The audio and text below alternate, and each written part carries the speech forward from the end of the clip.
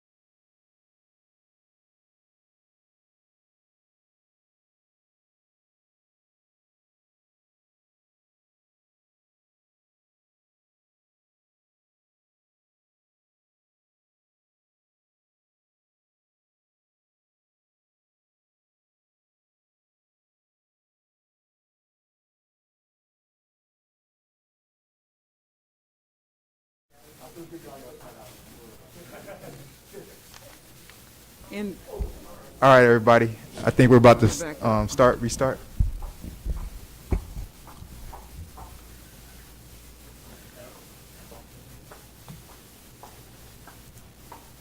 Mr. Mayor, did you tell me we're in? Not yet. Restart? Not yet. I'm gonna All make right. sure. How we looking, full moon? We good? Oh, yep. No. All right, hold on.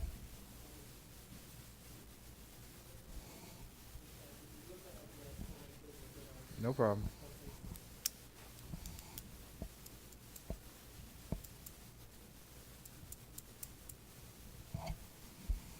Am I holding it up? No, no, no. There. We're good. All right, you guys. We're gonna restart the regular council meeting for Tuesday, February 23rd, 2021. We had to take a recess because we had technical difficulties. Hopefully, everybody has rejoined us. That is able to rejoin us. We left off with Councilperson Lightfoot Ward. Councilperson Lightfoot Ward, the floor is back to you. I'm gonna make this very brief. I commend the village manager on providing these quotes. We've been talking about this too long, and I'm going by these horrendous potholes every day, and I'm about ready to go out there and fix it myself, but that's not what I do. Mr. Mayor, I'd like to, since this is an item that's being discussed without a motion, I have a problem with it, just from that perspective. But I'd like to see this go to committee so that we can literally not have the manager have to do anything else. We have to come to a decision. She's got 3 quotes, and one of them said we got 30 days to answer, or it gets null and void. That's the first one. I don't think this is a hard thing, but I think we need to come to consensus that all the streets listed ought to be on all of the quotes, and each contractor get a second bite at the apple. And they know what we want, including the ones that the manager listed as our initial problems. And some of those are not even on some of the list. That's just my thought. I don't want to prolong this. I'm just as aggravated. Almost ran over the worst one that's in my area 3 or 4 times. I want to get it done. I don't want to do it like this. I'm gonna side with my council, my partner here, my fellow council person, in saying the addresses have all got to be the same. You're gonna do a half-done job about it, and whoever, may the best person win. But right now, I got some that have some addresses and some that don't have them. I yield, Mr. Mayor. Thank you, Councilperson Lightfoot Ward. I'm going to come to Attorney Geller, and then I'll come to you, Councilperson Martin.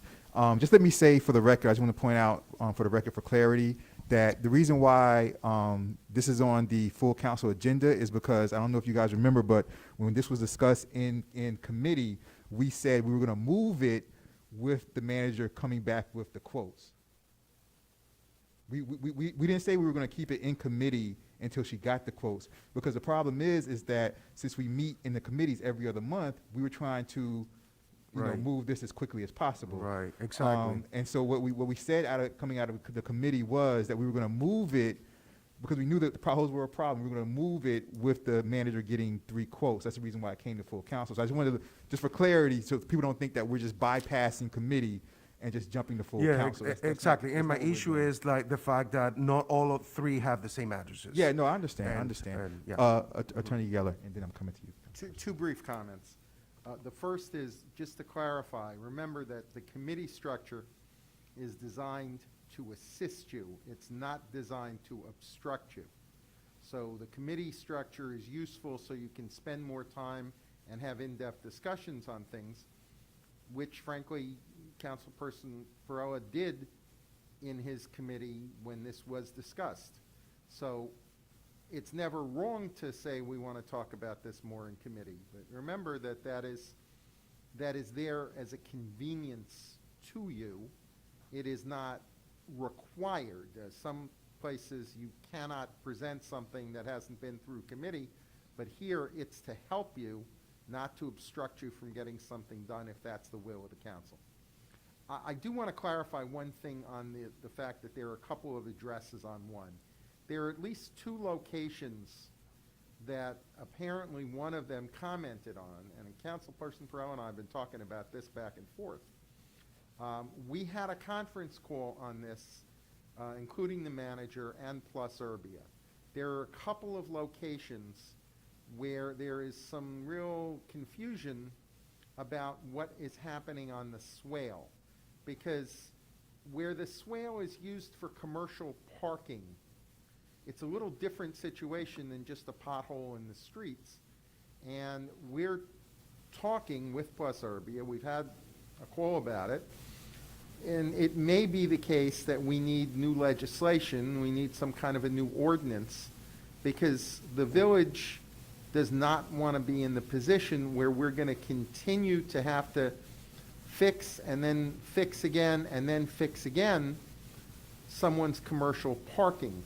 Whether the cost is shared for that repair is one issue, but the issue of ongoing maintenance is another issue that we're looking at. So there are, when you say that they're not identical, that's possibly because there's a couple of locations we've suggested to the manager be not included in the first round of pothole repairs because they're not problems necessarily on the street, or if they are, it's because of something that's happening on the swale where there's commercial parking.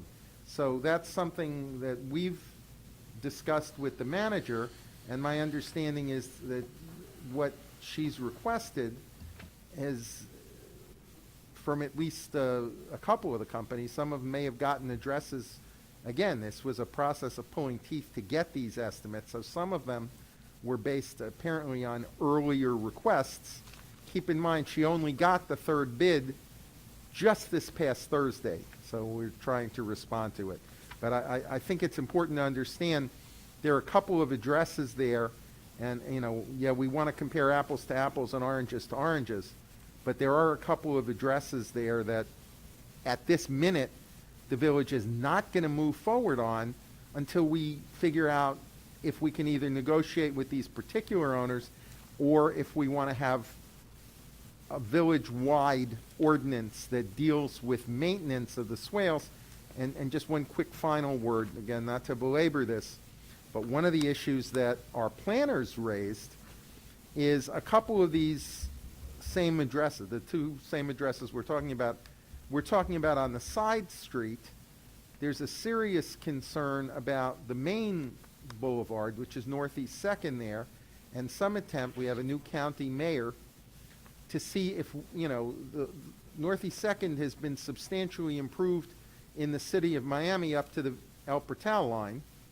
And Northeast Second up in Miami Shores has been substantially improved, which is why they have a better opportunity for commercial development there. And so one topic is, can we persuade the county to help us improve Northeast Second Avenue in the village between those other two improvements? And in doing that, that would substantially impact what we might want to do with swales, because then we're only talking about the swale on the side streets. So I don't want to complicate this unduly, but that's why the smaller number of addresses, compare them as you will, but that's why the smaller number of addresses is the one that we're currently looking at. I hope that helps and not just further complicates. Thank you very much, Attorney Geller. Appreciate it. Councilperson Martin. I don't want to belabor the issue either, but I do think that this is an issue that should be belabored. The need to compare apples to apples is the issue that I have, because one of these potholes is actually my personal pothole. It is located right in front of my driveway, and I have to see people drop into that pothole every single day. Strollers try to navigate it. People walking their dogs try to navigate it. When we initially moved into our home in 2017, we had it filled, and it had since become even worse. And that is the one that's located on Northwest 89th Street. And it is on the DMI quote, but not on any of the other quotes. So my issue with that is, we really don't know what the price is from the other quoters if they haven't looked at this monster pothole that I am sure is not going to be deemed to be something that is either superficial to fix. It is significant. So for me, one stop appears to be less expensive, but is that actually the case? And in addition to that, I do know that sometimes certain businesses will quote you and then, kind of kill you with change orders depending on whether or not the scope of work changes. So I too would be uncomfortable in making a final determination until I saw that all of the quoters are actually talking about the same scope of work. And in addition to that, especially when we're telling people that we're not opening the tot lot and people are really trying to get out there and walk with their kids and have safe recreation, the least we can do is prioritize making sure that those streets are safe for kids and for disabled people and for pets, because my pothole on Northwest 89th Street is treacherous and not something that I think we should wait any significant amount of time to rectify. And if the manager could also speak about what the long-term plan is to go ahead and address that, and not in the cosmetic way of like, hey, maybe for another 2 or 3 years we'll be fine, but in a substantive way of how do we get our streets in the condition where we actually are improving the quality of life of the residents. Thank you, Councilperson Martin. Attorney Geller. One other option, and, just to present the council with options. Again, certainly you can simply approve something. You have some support, some objection. Certainly you can send it to committee again, which would mean it has to come back to the council. I do want to point out you have a third option to try to standardize. You can authorize the manager to proceed forward and negotiate with, you would start with the low bidder, but you would need to, for instance, I understand from just checking with the manager that the one that Councilperson Martin is referring to was added to the list, but because some of the bids were older, they may not all have addressed that particular one. That's distinct from the ones I was talking about that have to do with the swales and with maintenance of them. So you could authorize the manager to go ahead and negotiate with the understanding that she will, in the negotiations, go first to the low bidder, make sure that they've included all the ones that she asked. I guess their bid was earlier, it would include, my understanding is the one that Councilperson Martin is referencing, and see if, including that, they're still the low bidder and what kind of price they would give to do that. You have the funds. So that's, I'm not saying that's the right option. I'm saying that's An option. a third option that you could, if you, depending on if that's what you want to do, that's certainly permissible to authorize the manager to negotiate with, beginning with the low bidder and then moving to the second bidder in an attempt to standardize the list, excluding the ones that we're working on for future swale maintenance, but including the others, including the one that Councilperson Martin just referenced. And excuse me, and that's my point, that even including the one that is troubling with, the 211 Northeast 89th Street is included in DMI, it's only like, what, is it $4,000 over the least expensive quote?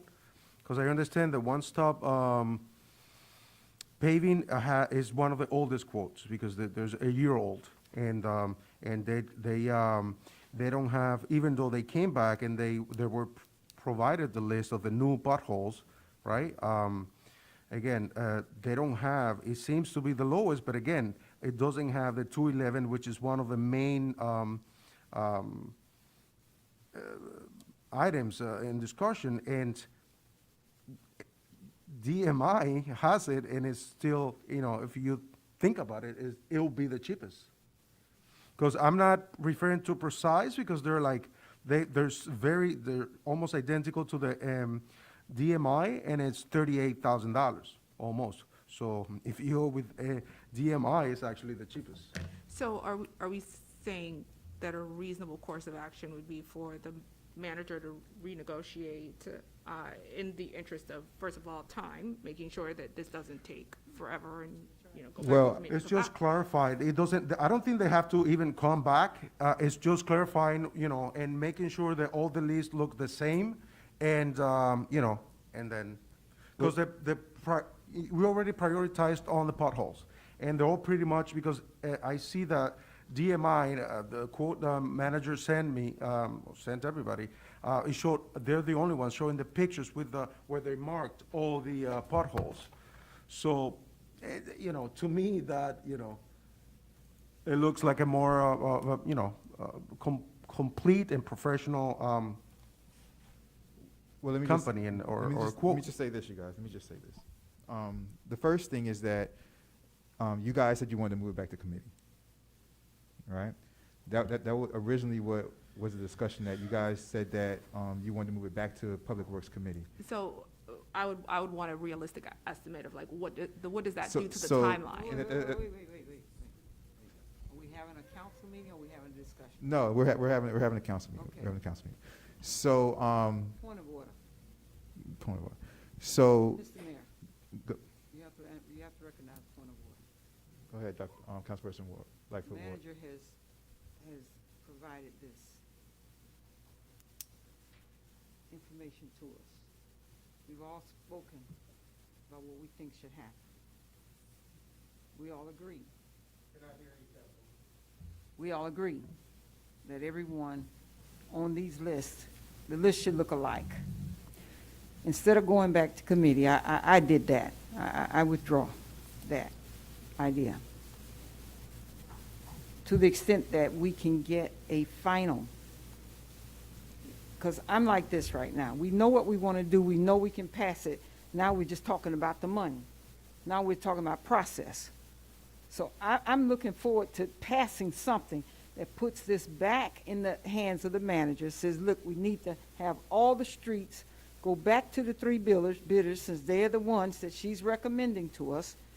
And whatever the one that comes back that wants to do what we need to have done, she has the authority at that point to say, you got it. And we come back here and do it parliamentary, approve the manager's action to do X, Y, Z. Because the village attorney has already explained, there really isn't any need to go out and do this again. They're really doing the public, it's not really necessary. I know you saw it first, manager. I know you saw it first. If they all just lined up together. But since they don't, and if they won't, then you know you got to go back out, or you just come back to us and say, listen, I got no consensus of any of them. But in the meantime, I'm like my neighbor here, because I go by that pothole every day, and I'm almost about to tell the city, you better fix my tire, because it doesn't even have any red things around it. What I'm trying to say? Hazardous things around it. It's terrible. So I'm ready to introduce, accept, provide for a motion that we put this item, that we accept what we have, and that the manager be empowered to approve the best bid, provided they all say the same thing. I'll move that. If I can get a second, Mr. Mayor, that's all I want to say on it. Well, let me just say, first of all, let me clarify this for everybody who's watching, and just for all of us who, just for Robert Rules purposes, point of order means that she wants to jump in that debate, and but the chair is the one that decides if it is, that point of order is allowed. Let me just say that for the record. And I decided, I guess, that it was allowed. May I speak? Being that's the case, you guys, let me just say this, Madam Manager. Listen, to sum this all up, this is exactly what I was going to say before. Next, I want you guys to all listen to this, because this is important for your decision. The Public Works meeting is next Tuesday. Madam Manager, how long did it take for you to get these quotes? From DMI, it took quite a bit of time. This is the one at question, and that's what I was going to speak about. I know you. DMI is I the know you were, because problem I'm on in the same terms of page. responding. So I'm just cautioning you guys. If you guys really want these potholes fixed in a timely manner, if she has to go out and re-ask for things, she might be waiting another 2 months. She can't like go and hold them hostage and say, give it to me now.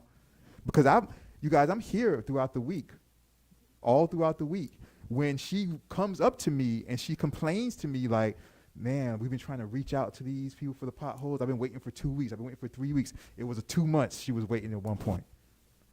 So we can say, okay, we can bring it back to Public Works and then we can move it to the next council meeting. But if they don't get it back to her, we can't control that.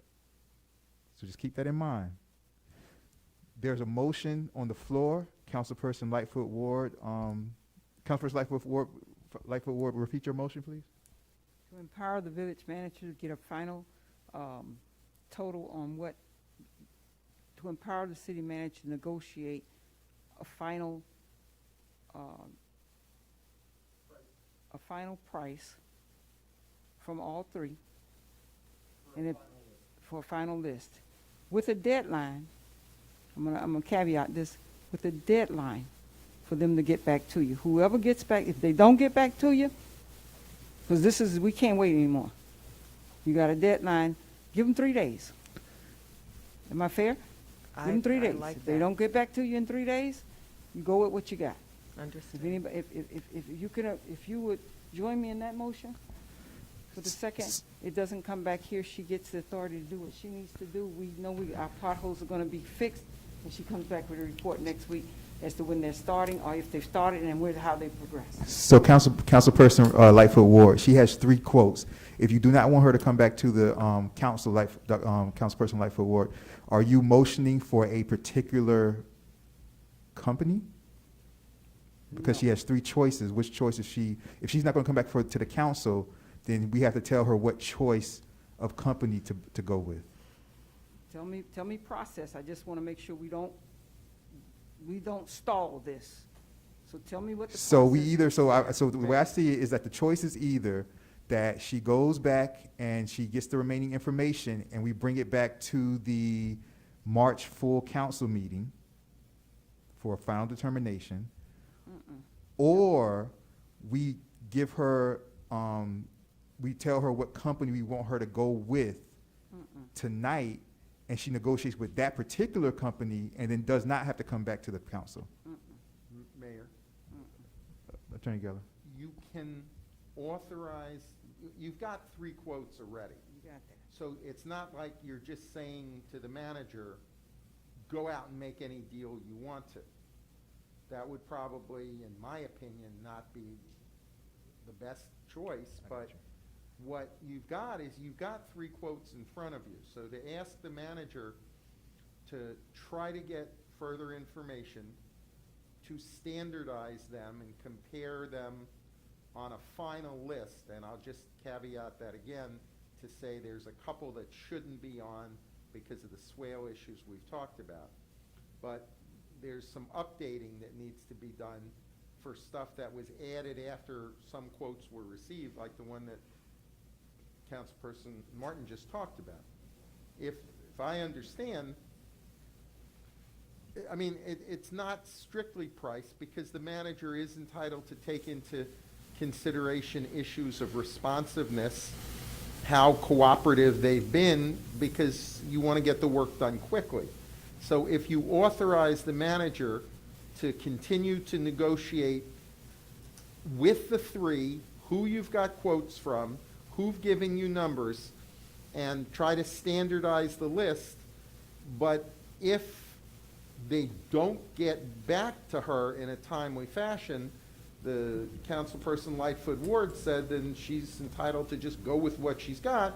What you're doing is you're authorizing the manager to negotiate the best price for the best list with one of the 3. And you can empower her to do that, in my opinion, because you've already got 3 quotes, you know some ballpark. There is a little bit of difference because some were harder to get and some came over time, and some have different, as she said, her and the committee chair went out, looked, and reprioritized the list, for instance, to add the one that Councilperson Martin referred to. So you can tell her to try to negotiate with the 3, because it's a finite list. It's not a blank check. Thank you very much, Attorney Gaylor. Okay, you guys, here are our choices. Choice number 1 is that we actually have like 4 choices. Some are good, some are bad, depending on what you believe. Choice number 1 is that we take it back to committee and we wait for the companies to bring her back more, to negotiate with her, and we do it that way. That's choice number 1. Choice number 2 is that we don't take it back to committee and she goes back and negotiates and she brings it back to the next full council meeting in March. That's choice number 2. Choice number 3 is that we give her direction of a company tonight that we like the best, and she negotiates with that particular company. That's choice number 3. Choice number 4 is the motion that's on the table right now, and that is that we've directed the village manager to negotiate in good faith.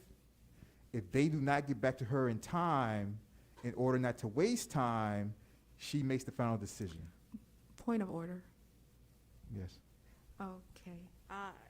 My primary issue is that that list is standardized, especially to include the pothole that is on Northwest 89th Street and the potholes that are prevalent on the northwest side. And some of them are missing. But I know for sure the one on Northwest 89th Street is gigantic and an issue. So I want to make sure that the list is standardized. If the list is standardized to include all of the potholes, the manager is a professional. I'm sure that she can reach out to the companies and decide whom best to move forward with actually fixing the potholes, with the knowledge that if said potholes are not fixed, there will be fire popping out of everyone's eyes and everyone will be disappointed. So I'm sure that that part the manager can handle. My main issue and priority is to make sure that the list is standardized and all of the potholes are reflected, and we do not go through this process of fixing the holes and still there are large swaths of our street that our children cannot play in or our handicapped residents cannot reasonably access. So with that being said, if I can get some confirmation from the manager that the list will be standardized to include the pothole on Northwest 89th Street, correct? That is included in the list that you currently have. That is not Which one? included. What's the- 465 Northwest 89th Street. No, that was not on our original list, the one we went out with. 485. 465. 465. It's no. 465 or 485. 485. It's that 485. big, yeah. Yeah. It's that big. It spans like a It's couple not- households. Yeah. So as long as that's included in this first batch of whatever is being fixed, and I can get some confirmation that that's included? And again, that's why I compare the quote from Precise and DMI. DMI, yeah. Yeah, It's gonna end up, Yes. I think, roundabout the same, but.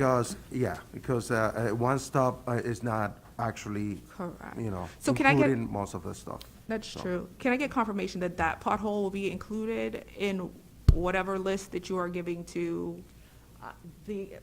Let me go back to the quotes.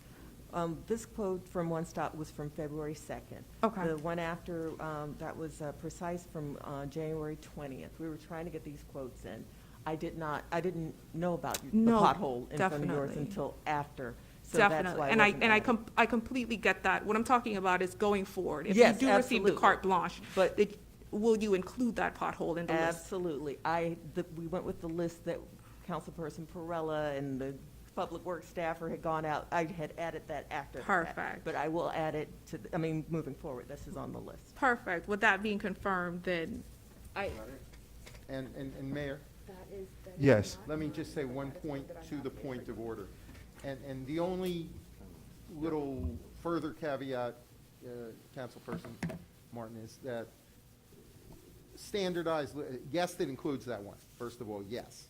But also, as to your point, standardized list, but with the provision that Councilperson Lightfoot Ward said, that it's standardized if the companies cooperate and get back within a reasonable time. for sure, that's Just to- reasonable. just to be sure That's that reasonable, that's because done. you're the person who's gonna have to be working with them, and I do not want to make that any more difficult.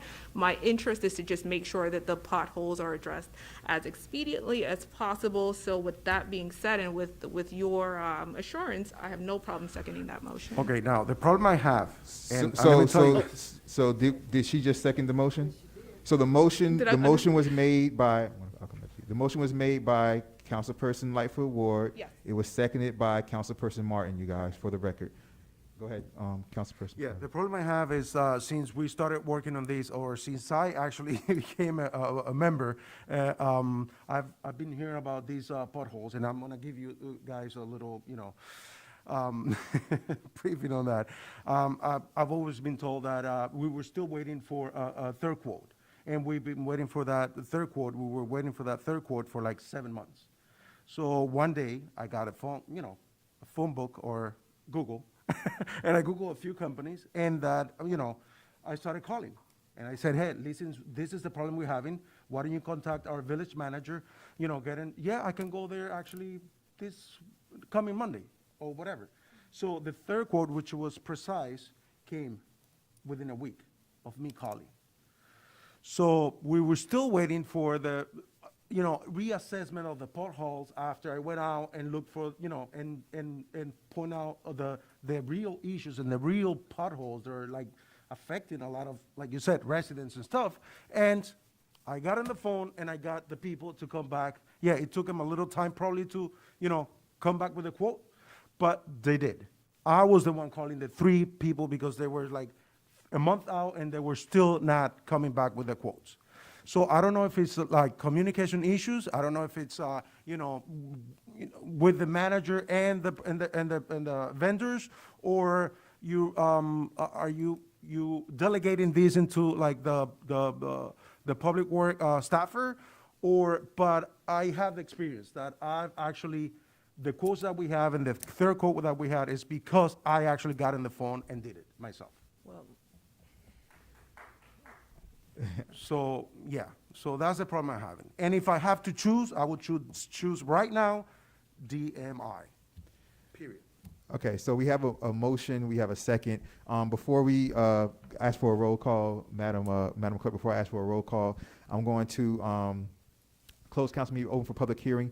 Anybody wants to come up and talk about this item at all, you guys come up, say your name and address for the record, and the floor is yours. You have 3 minutes. So, good evening. Welcome to the new council members. We've spoken before, but welcome. Look forward to speaking more. No, thanks very much. Just to give you some background, I myself, as a resident, have been actually showing up to the meetings back maybe 6 months ago when I had a pothole around my rotunda. Name and address. 486 Northeast 87th Street, Warner Dreher. So we've been trying to push that, right? We got fixed when we had the previous mayor, Claudia Cubillo, we had the rotunda. So we got that one done, right? Within maybe a month and a half. And then there was another resident, Kristen, she reported a couple, and then the whole inventory list was gonna be put together. This was 7 months ago. The gentleman, he's right? Councilperson Pireles, right? There's been, perhaps, let's leave it to a communication gap, right? In response, whether it's the vendor, the management, onto producing this final 3 quotes, right? I was in the last council meeting. I was asking specifically for those, when are we gonna have those 3 quotes, right? The last council meeting was in January. So Mayor Nickerson was kind enough and said, I'm gonna put it into the agenda. So I'm glad we got the 3 quotes last Thursday. So my question is, first, why, if we knew we had the 3 quotes on Thursday, why is it right now that we're finding out the standard list is not consistent? Right, today is 3 days later, right, business days. Why is that? Does anybody can answer that first question? No, that's my first question. So, former Councilperson Dreher, so your question is, if we got the information last week, why are we just talking about it now? Yeah, why did we really find out, right, the 3 lists were not apple to apple? Well, the one reason that it's coming out now, and we're talking about it now because this is the first public hearing since we got the information. So even if somebody had that within their mind themselves, they weren't able to, come out and say it until tonight, because tonight is the meeting. But I do understand that's shared with the council, right? You guys get a package, right, of what's On gonna Friday. be on Friday. On Friday. Of I all the want items that are weekends. I gonna be can't coming look at for it. the agenda, right? And I'm sure this is an attachment, an amendment to those items, and why are we just catching that right now? You guys got the package on Friday. Today is Tuesday. We could have had like a 1 business day or something, go back to the vendor and say, vendor, by the way, we missed 1 pothole, right? Why didn't you produce it part of the quote? Now we're talking about, let's go back to another committee meeting.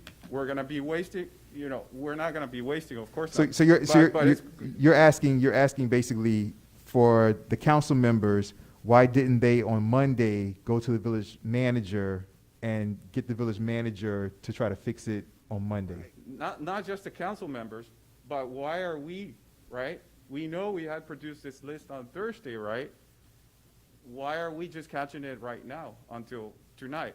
And now it's sad to hear a conversation. Now, we have 4 different motions, right? Another motion is to go back to a Public Works Committee meeting, right? 4 And- different and there- options, he means, yeah. And this is becoming a little bit, frustrating to, at least me as a resident, No. because I've been pushing this. I understand, but think about this, though. Think about this, former Councilperson Dreher. Right now, you should be happy because the motion that has been made and been seconded is the one that you want, which is it doesn't hold up any time. The motion that's up right now, that was made by Councilperson Lightfoot Ward and seconded by Councilperson Martin, that's the one that gives the manager the authority to go try to go get that information. And if that information doesn't come back in a timely fashion, she makes the decision based on the best information that she has. So the one that's on the table right now is the one that you should probably like, because that's the one that gets things done the quickest. Right? My second question is, out of let's say the inventory of the 10 potholes, if the 3 lists, are we saying, is it like 2 potholes, is it the difference? Or are we saying it's a totally different list? Are we saying like one of the vendors produced 1 less, let's say out of the 10 produced 1 pothole less, right? Are we saying, is it a big difference, a significant difference? I'm sorry if I may. And going back again with what Mr. Geller has said, the issue is that, for example, One Stop, it doesn't have include included the 211 address, which is the one we having issues with the parking and the easement and all of that, which Precise and DMI have them included on the quote. So if you think about it, if one is only $4,000 more, it's not the most expensive one, it's the cheapest one. So what we have to do is, and because on addresses, I understand, they're actually not in front of houses, they're like in between, so one company might have gotten the address from one house and not for the other one, right? But the thing is, like, for what I see here, I see numbers, and I see one company is not including one, which is the biggest one. So I will say, let's go to, DMI. DMI. Tell them to exclude the 211 Northeast 89th Street, which is the one we having issues with the easement, because they have a pretty much a long list of the new potholes, which includes most of them on the northwest side, on 86, 89, and all of that. And, try to negotiate with them, like Mrs. Ward has said, and say, well, let's take these off the list and tell me how much is the final number. And that will compare more to one-stop paving, which is the recommendation we had in front of us. Because again, my assumption is once they take that off the list, it will be at least $5,000 less, because that's the one that has the more trouble, like has the biggest pothole on the easement. If you don't see it like that, I think it's like then there's a problem there, because that's the only issue I see. It's not about many addresses being different, but it's like the biggest issue we have is with that particular property. And that's the one that's costing a little more. And it's included on that quote that's $32,000 versus $28,000 that doesn't have it included. So. So it seems like it's a 4,000 difference between the quotes, and then Prob- it's just yeah, one? yes, One area? yes, Basically? yes, And that's, Yes, we've spent like maybe 45 minutes exactly. discussing something that we could have summarized in 5 minutes? And again, I go for a more, like I said, is, maybe the other one stop is a little more reliable when it comes to answering and coming and, and stuff like that. But again, the only experience we have with them is fixing the paving, not, like the bricks, not the road. And the other company is, and they're in business for like, 7 years? These other, companies been in the business for 60 years. So I don't know. It's all about, choosing the right, not the cheapest, but the better If I may. vendor. I'd like to offer what I was looking at when Yeah. I was looking at the quotes. And so, when I realized that the addresses were different, I honestly, I guess I'm the only one here who, I wasn't bothered by the lack of uniformity, because what I saw as similarity between them was, the manner of repair. Each one had 8 addresses listed of a specific type of repair. Then each of them also had 2 addresses listed of another type of repair, with the exception, I believe, of one stop, right? Mm-hmm. And so, for me, I guess, I try never to make assumptions, but I guess I did make an assumption that what we're really talking about here was the number of types of repairs coupled with the approximate square foot, cumulative within that type of repair. And so, in that regard, I guess I honestly, I didn't think much of it, that a couple of the addresses were different, because in my mind, I'm thinking, okay, what we're trying to get done here in this first phase of pothole repair is 8 types of this type of repair, and then these 2, which were the, a little more detailed in terms of the type of intersection they interacted with, needed another type of repair, which were outlined in the quotes, right? So I guess for me personally, I wasn't thinking that apples to oranges was a problem in these quotes, because what we were talking about was type of repair coupled with square foot, of that repair gives you the total cost. And so correct me if I'm wrong, Attorney Geller, but I believe that the motion on the table satisfies accounting for that, in that if the manager, and my only other concern about the motion was, we have our 3 quotes. Does this motion, assuming that only one company responds to the manager, not 3, do we still get to qualify this as 3 quotes? That was my only other question with the motion, but I do. If I might, Mayor, can I answer? Yes. The answer to me, in my opinion, it's yes, because you have 3 quotes, you've satisfied the requirement, you are allowed to do negotiation as far as what's in the best interest of the village. The other thing is, and maybe I'm wrong, because I haven't studied the addresses, but there's the other issue that came up was apparently the low quote is one of the oldest, and it's not just the swale issues. It's also the fact that the committee chair took the time with the public works staffer and the manager to go out and update the list to include, for instance, the one that Councilperson Martin is discussing. So there are some other differences. It's not just 211, because the village has expanded some priorities. So that's why somebody has to go back. When you got a quote Thursday, the manager issued a recommendation with the backup information as to the details. So, that once you've done that, you've got some decisions you have to make.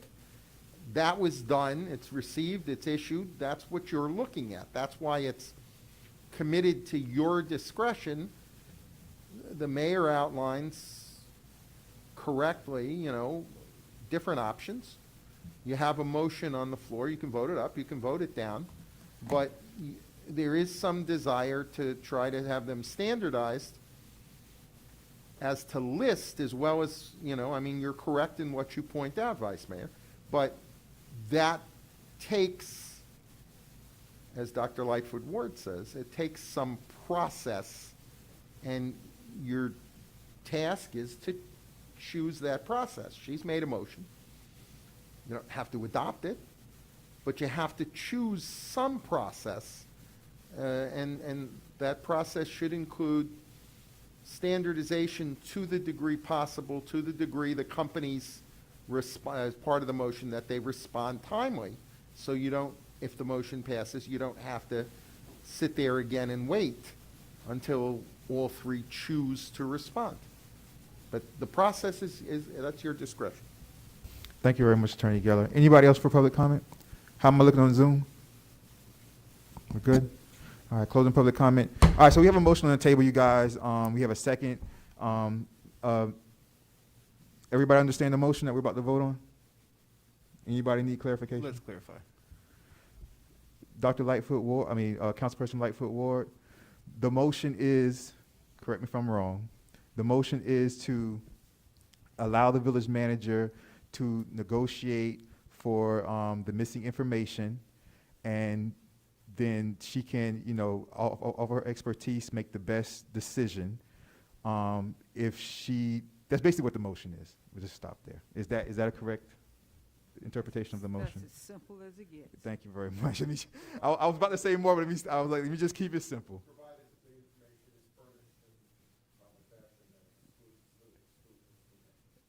All right, let's stop. Oh, Lord.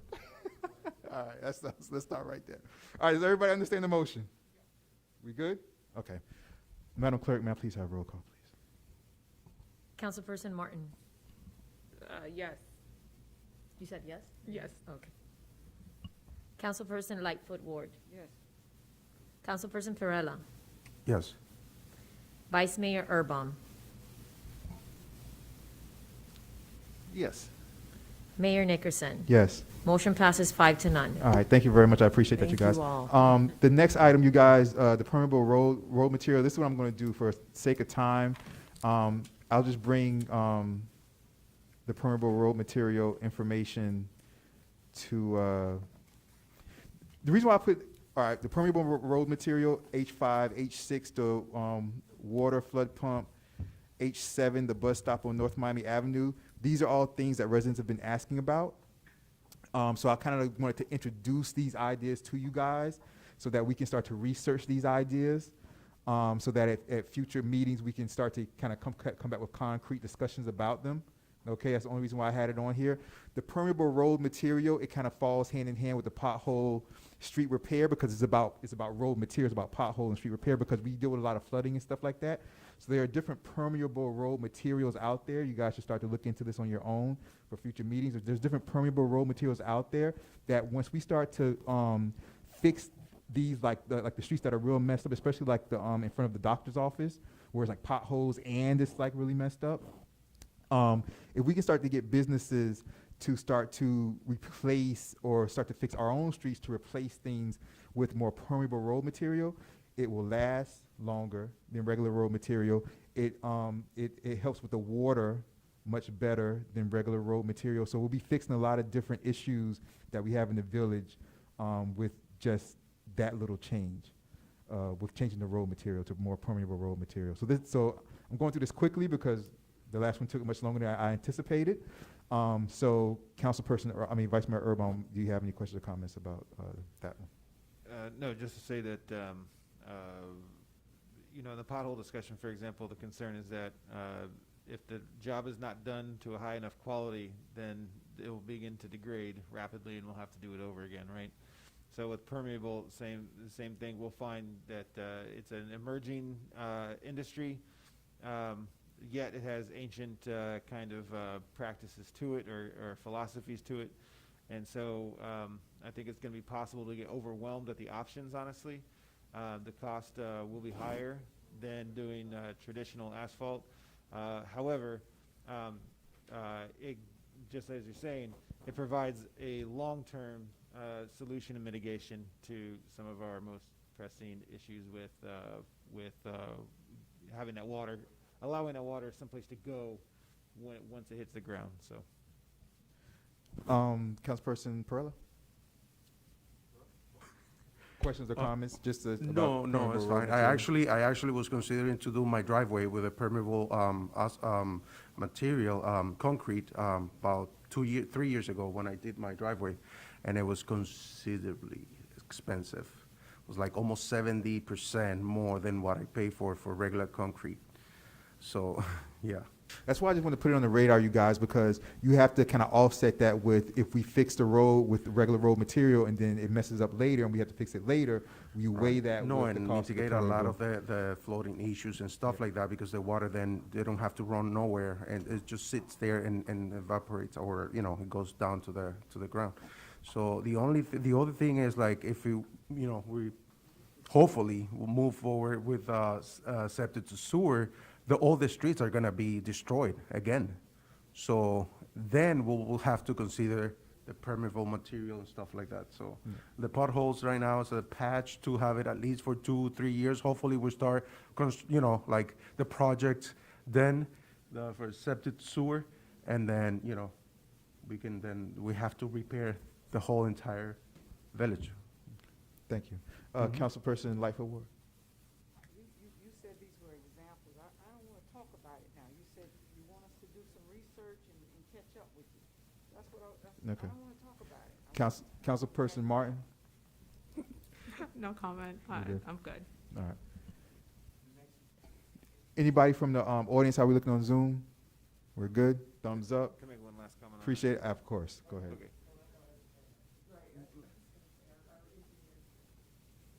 I'll make a comment while we're bringing them over. Go ahead. If that's okay. Just on this issue, just as Councilperson Perella is saying, look, the truth is we should have a savings plan anyway, right?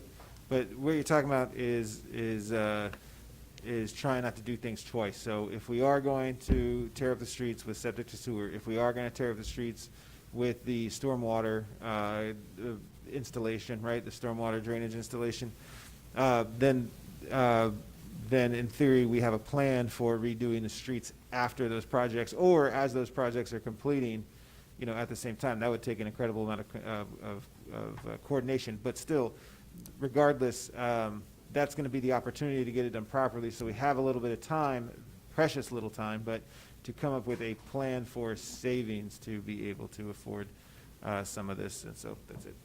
Thank you. I appreciate that. What does Mr. Rubio have to say?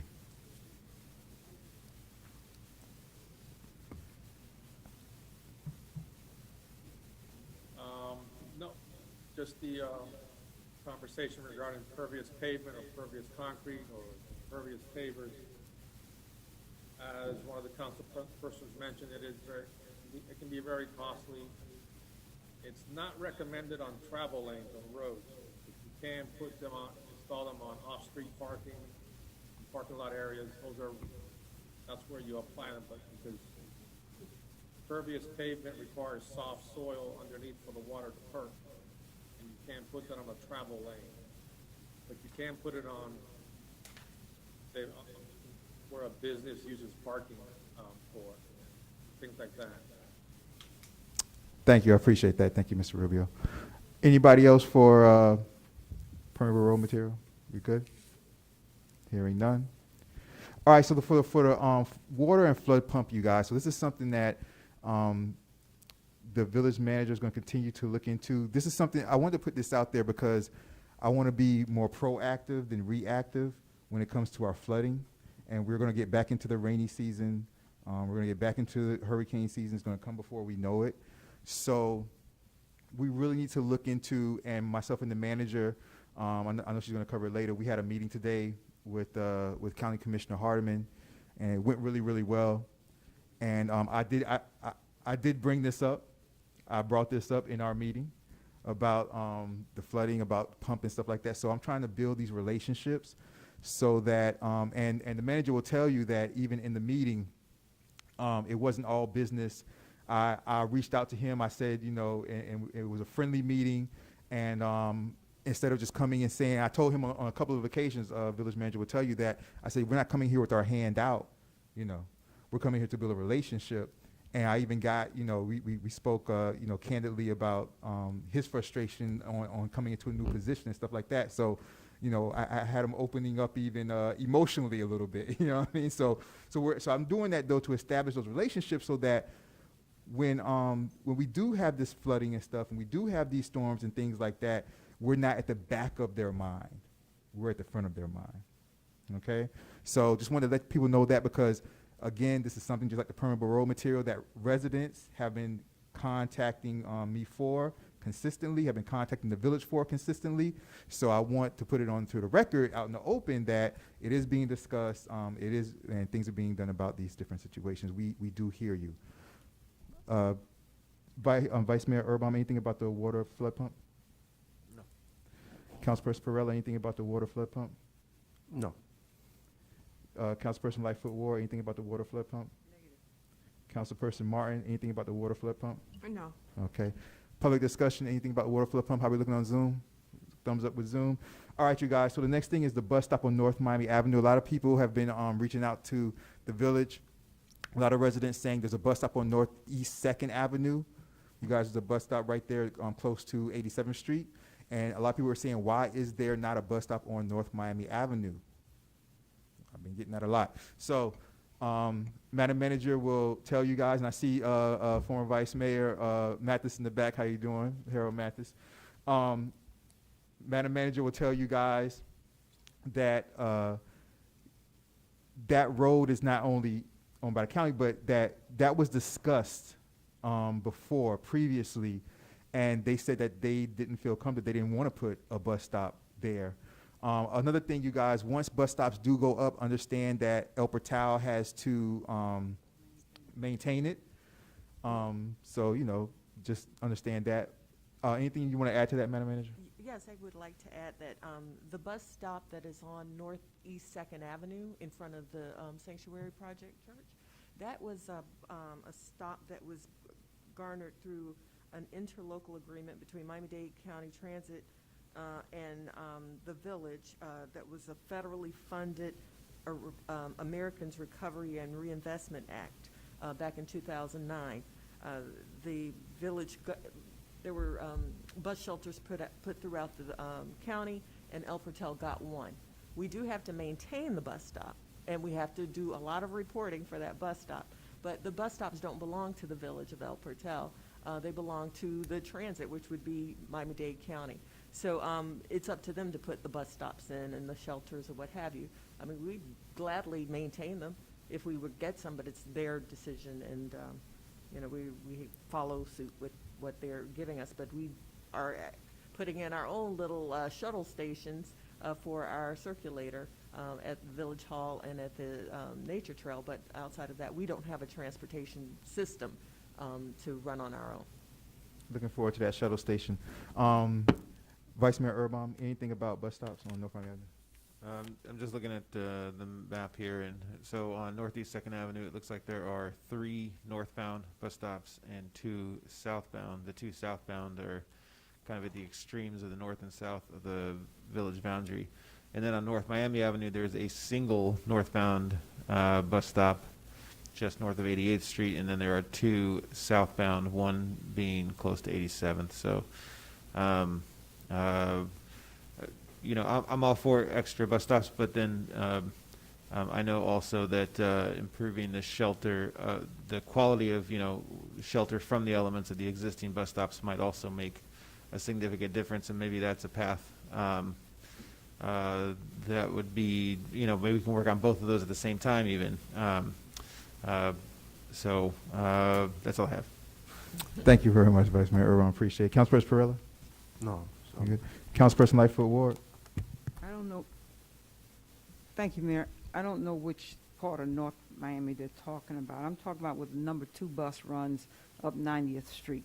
There's been a bus stop there, but there's never been a bus. There's never been a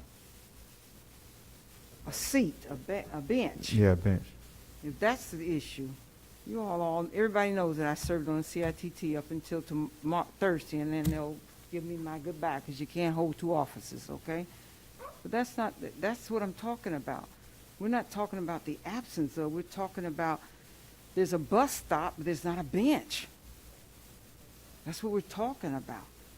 And everybody knows that the village, you know, we don't control it, but we can at least ask for it. Old people catch that bus, and they're standing there when the number 2 comes back around. You know, number 2 turns around here in the village, right? Everybody knows that, right? The number 2 actually comes in, turns around, and then goes back out.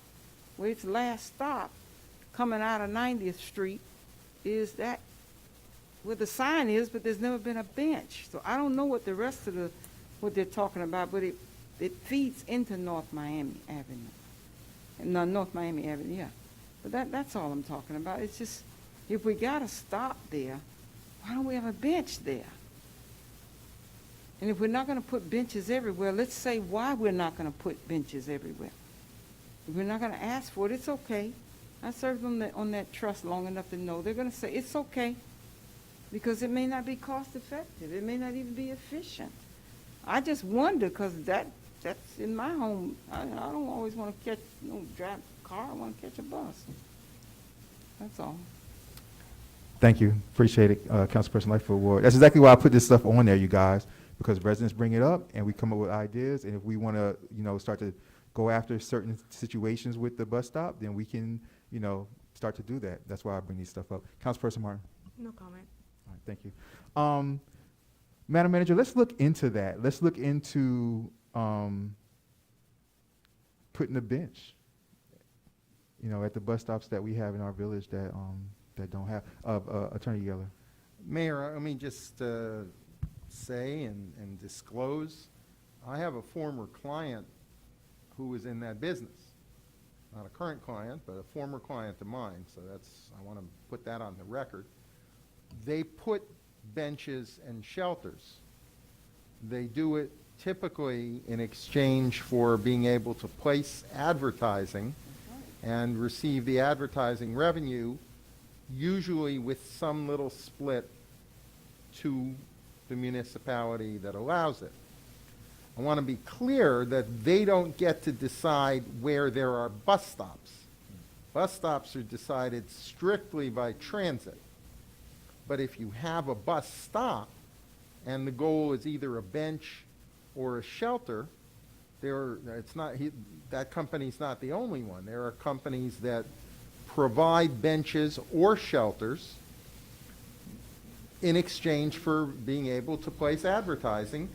It is not typically something that is, it certainly would not be very lucrative for a village as small as ours, but it's not something that comes with a cost.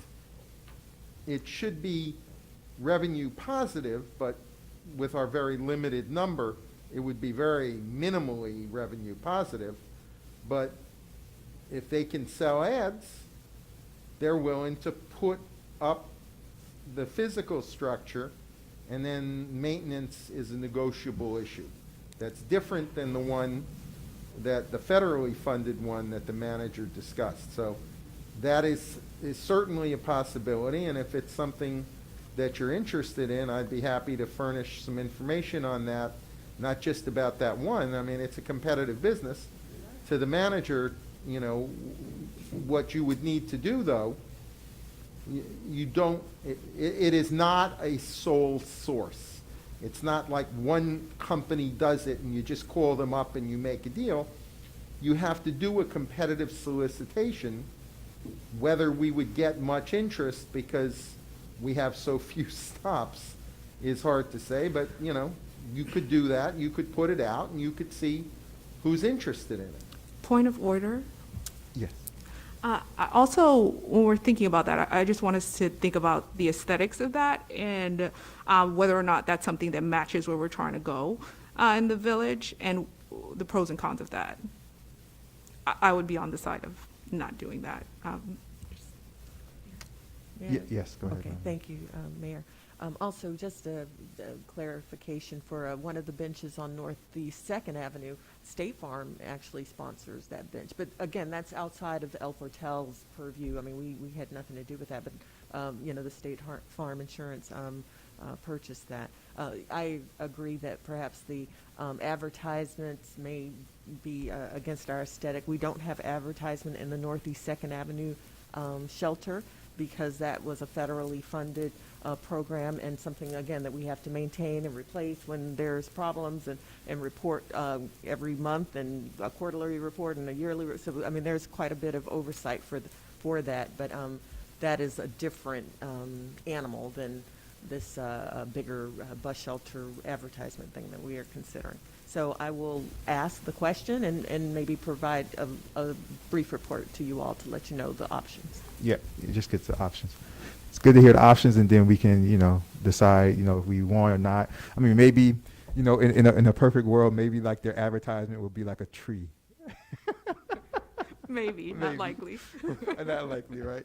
All right, we appreciate that. Any public comment on the bus stops? No. How we look on Zoom? Thumbs up, Zoom. All right. So you guys, traffic solutions is something that is a ongoing thing in the village. I put here, you know, long term, short term. All right. So a lot of people say things like we need more stop signs, right? Because speeding is a major issue. Particularly on 87th Street, you know, on every street, speeding is a major issue on every street. The former vice mayor right there is holding his hand up for, what's that, 90th Street?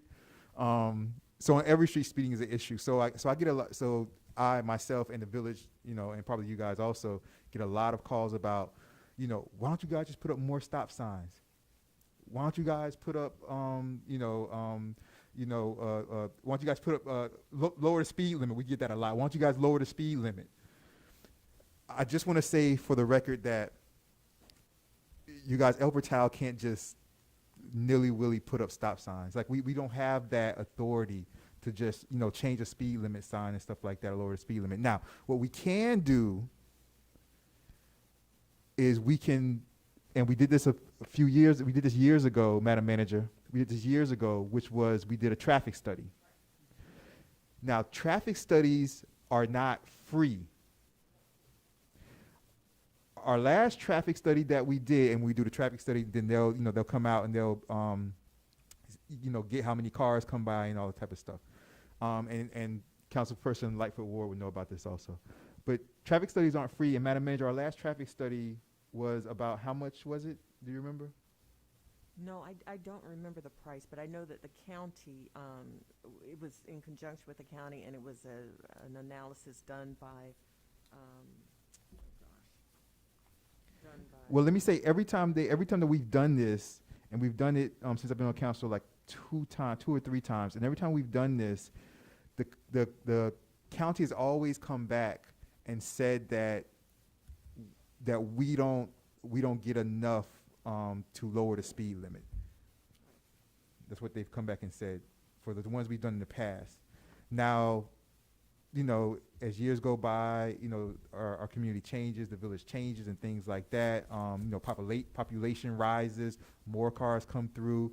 So we can start the process to try to do another traffic study. You know, if people want to see that. People asking about why don't we put more of the, you know, the humps in the street to slow down, right? The traffic calming devices to slow down individuals going fast at certain places. We just don't have that authority to do it ourselves. Another thing also is that I remember we were going to do like temporary. We were looking into temporary traffic calming devices. Right, speed humps or. Temporary speed bumps. I remember the ones we were looking at were kind of costly. Well, yes, they were costly, but at the end of all of this, because we had so many people willing to donate, contribute, we were told by Miami-Dade County, a traffic engineer came out and talked to us as a village back in May of 2018 and said that those are county feeder roads and we cannot put down any calming, we cannot put up any unauthorized signage, that would all be removed. So that's when we said, well, can we do something about lowering the speed limit? And that's when they did the study to see that there was not, it had to be a consistent flow of 10 miles or more over the speed limit. Exactly. And it was And not. it was not. Now, if I may. So, one second. So, what I would say is that we not only, and we'll discuss this in public safety, but what I will say is that we not only, you know, ramp up our speeding situation, you know, monitoring our speeding situation, but that we start the process to do another traffic study so that we can see where we're at. Vice Mayor Urban, do you mind? Okay, Councilperson Yes. So when we conducted the traffic calming study, it was done by Miami-Dade. Is it something that the village can pay for itself and be more like probably more in favor of our situation than having an outsider? Because pretty much Miami-Dade County is an outsider, even though we're within Miami-Dade County. They obviously don't, you know, pay much attention to the small municipality, and having us doing our own public, traffic calming. I'm Will sure it add any benefits to, or we'll get somewhere with that, or? Well, I'm not sure. I've been advised by other city managers who've conducted their own, because they met with the same opposition. Right. And when they did their own studies, they then took that information. Some were successful in lobbying for a lower speed limit, some were not, but Right. we are certainly able to go out and commission our own. I know the going rate is about $50,000 for the traffic Wow. study. Yeah, I was going to ask you because as you were, you know, I guess it's even, you commented it was in front of your street that they put, Miami Shores put speed bumps. So I was just curious in knowing how come they can get away with that in some of the streets and we can't? So is it that they're conducting their own traffic studies, or? Attorney Geller. I always hesitate to comment on policy, because certainly everything you're talking about is legal. But as the manager said, Miami-Dade County traffic are notoriously hard-headed and resistant.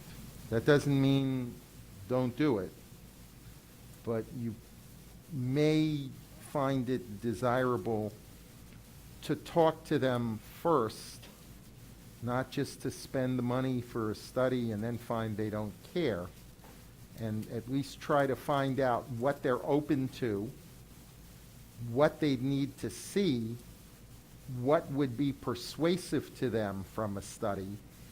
If the answer is nothing, then you're wasting money. Right. And if you can focus on what it is that they're looking to find out, you don't need to pay for other things in a traffic study. You just want to pay for what they're looking to see and see if you can make your case to them. So I just would say that although it sounds like you may want to start with the study, that may be like step 2 or step 3 in your process after you talk to them and maybe their boss or, the county commissioner or the mayor can try to give you some push there. But you want to know if anything will work and what it is that's going to work before you contract with somebody. Again, I hesitate to give policy advice, but that's a little bit. Yeah, I appreciate that, Attorney Gill. That's why I said we should start the process to move towards a study. Councilperson Pearl, you good? Councilperson Lightfoot Ward?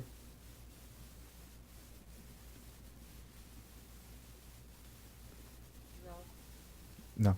Councilperson Martin? No comment. No comment. All right, you guys, so, Sorry. that's right. Sorry about that. Vice Mayor Erb, I'm sorry about that. I'm gonna start the timer on this one, and I will keep it to 3 minutes, and I'll try to be clear as I speak, and I'll try to cover a lot of ground. As I've said in the past, I am a traditional leadfoot. So now that we've had this discussion, and I've been part of this discussion among the council and trying to find a solution in the real world for a municipality for speeding, right? Now I could be a reformed leadfoot. Now I see the error of my ways, and I am not going to be speeding anymore. Children have changed that in my life for me, so my driving habits are not as severe as they were when I was younger. Okay, great. So I've changed my ways. And what about the other 200,000 commuters who come through this area as local commuters every single day? Northeast 2nd Avenue, down here south to 76th Street, I'm going to call it, all right?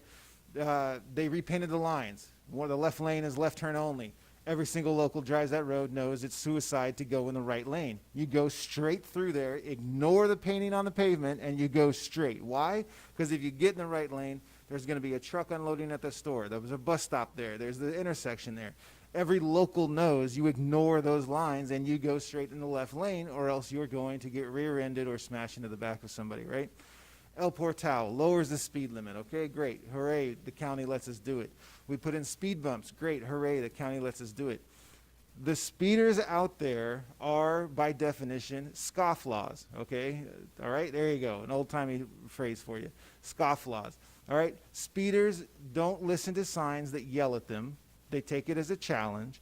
Speeders do not slow down for speed bumps. They find out what the harmonics are, and they increase their speed to reduce the impact on their vehicle. Brakes, suspension, everything is less impacted when you hit a speed bump at speed. It's far easier to take it. The ones that plateau are the effective ones, because now you're playing Dukes of Hazzard by speeding up on those, right? But there are all kinds of restrictions on where you can place speed bumps, driveways, things like this, right? So you have to understand what is going through a speeder's mind.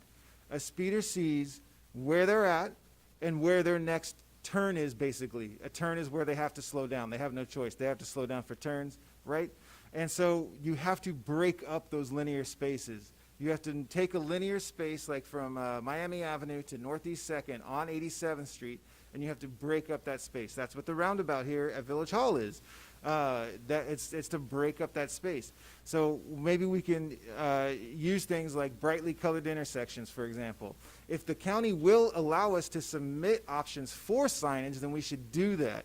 And I do think in communities where you have like the low-down signs that say, "We love our children," I think those actually are somewhat effective. In addition to that, if you put like a small print sign, the social distancing shirt that says, "If you can read this, you're standing too close." Well, how about a sign below a speed limit sign that says, "If you can read this, thank you for driving safely," and put it in smaller print, for example. There are imaginative things that we can do, and I don't think that a solution is to wait for the county to let us do what we want. We have to find solutions that work within what existing county rules are, and then also match that with psychology of what is happening in the mind of someone who is just speeding from point A to point B. It took me 20 years of driving to learn I don't gain anything inside of city limits by speeding. I don't gain any time at all. And now I'm a person who, I don't take the shortcut to gain time. I take the shortcut to get away from traffic and actually slow down a little bit, where I don't have to be in the rush of the river of traffic to be going. I can get off of that, and I can actually slow down a little bit, take some more turns, hit some more stop signs, but it's easier on my mind. My soul is happier, right? And so I think if we don't address the psychology of what's happening with the local speeders who come through here every day, we're not going to fix anything. And so, my recommendation is we have to figure out ways to break up those spaces so that they don't seem like a straightaway anymore. That's the issue of Biscayne Boulevard. They've been, I referenced it last meeting. Felipe Azania has been petitioning the county and the state even for years, trying to get them to even acknowledge the design flaw of Biscayne Boulevard, because it's built as I grew up in Kansas, and we love our V8s. 0 to 60, 0 to 100, quarter mile, half mile. This is what you do. And so when you're out here on Biscayne Boulevard, you've got straightaways that are a mile long. And so at 2, 3 in the morning, you're sitting there in a Lamborghini V10 with a R8 Audi package, and you're gonna go. I bet I could go 0 to 115 before I have to slow down to the next stop sign. This is what's happening in the mind of a speeder. They see straight lines. The real drivers can take turns at speed, but you find out that most people really only know how to drive in a straight line. So you have to break up the sight lines, so that they have to look at more things, they have to pay attention to more things, and then the foot comes off the gas as they negotiate that, deciding when they can get back down on the pedal again. And that's what you're doing, is you're buying yourself time with the speeders so that they're not encouraged to just drop the hammer as they go between 2 blocks, right? And so if we don't address that psychology, then we're never gonna get anywhere on this. So that's all I have. Thank you very much, Vice Mayor. No, you're good. Thank you very much, Vice Mayor Urban. So I think the manager kind of has direction to know what she's going to do to kind of start the process, you guys, and she'll look into those long-term and those short-term solutions. Okay, and we'll get back to it. All right. So go ahead. Public hearing.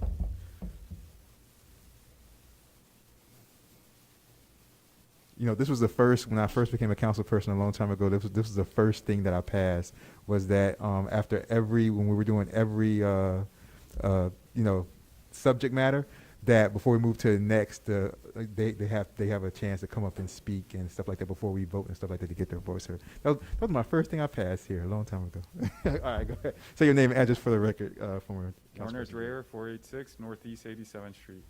So I wasn't clear sitting in the audience. So what would be the next steps as far as the study with this calming? Is it going to come to the committee? But I just want to get clarity. Right? It wasn't clear for me. All right, so yes, it's going to come to the committee, but if it can come to this upcoming committee. But so we have a long-term solution. The long-term solution is that we're going to start the process to move to a traffic study, okay? Because as Attorney Geller pointed out, there's certain things that lead up to the traffic study. So it's a long-term solution. The short-term solutions are some of the things that Vice Mayor Urban was speaking about. But as he said, we have to make sure that we're allowed to do those things. I quite didn't follow the. All right, well. Yeah, so that's what I'm kind of trying to yeah. clarify here. No problem. And I'll forget some of them, but Vice Mayor Urban said about, he said, for example, what if we, on a speeding sign, what if we put some other type of language that sticks out more? Or he said that, what sticks out more when you're driving down the street are kind of sometimes the ones that are really bright about, look out for, children at places like that. He said, so let's try to get some other signs and signage that's more, that we can get quicker, that we don't have to go, through the county, we can afford to buy it ourselves and things like that. But let's first check and see if the county would allow us to do so. I'll give you one more quick example. So take 87th Street between Miami Avenue and Northeast 2nd Avenue.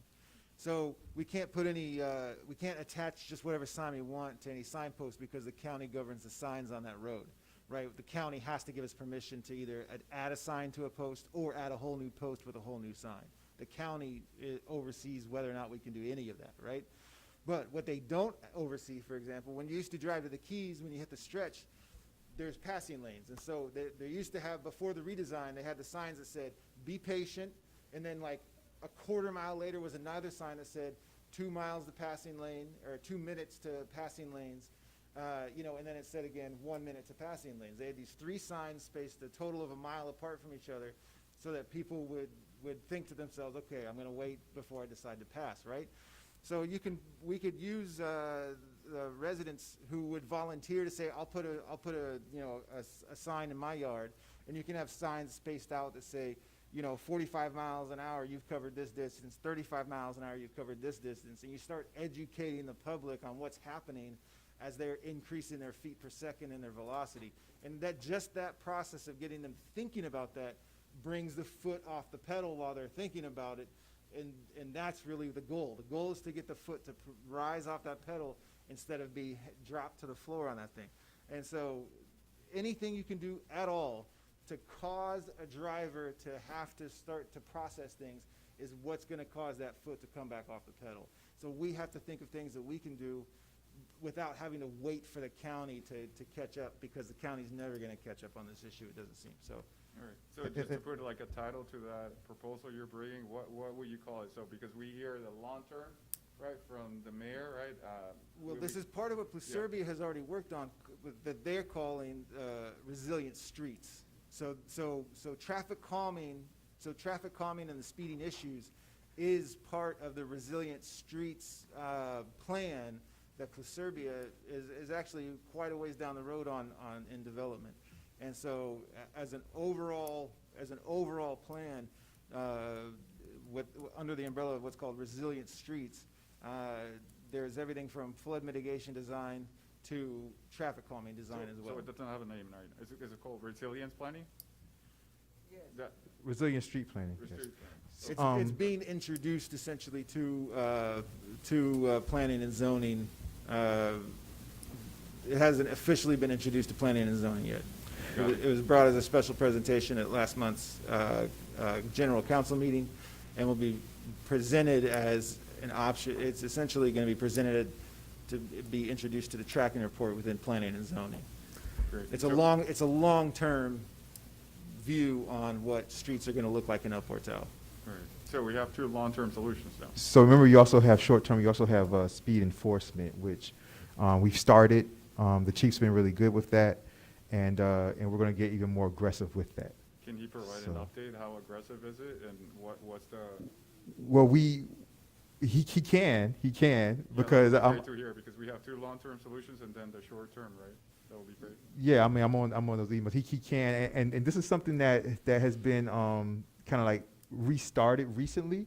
I don't know if you had a chance to kind of hear about the last public safety committee meeting, which I'm chair of, and that's when we kind of like really kind of like hit it back up and had it full notch to get back started, and we've started to get some good results out of that, Chief, with the speeding enforcement that we've been doing. Now, what we can't do, we can't say, what days we're going to do it. We can't say, where we're going to do it. We can't say, next we'll be focusing on this street.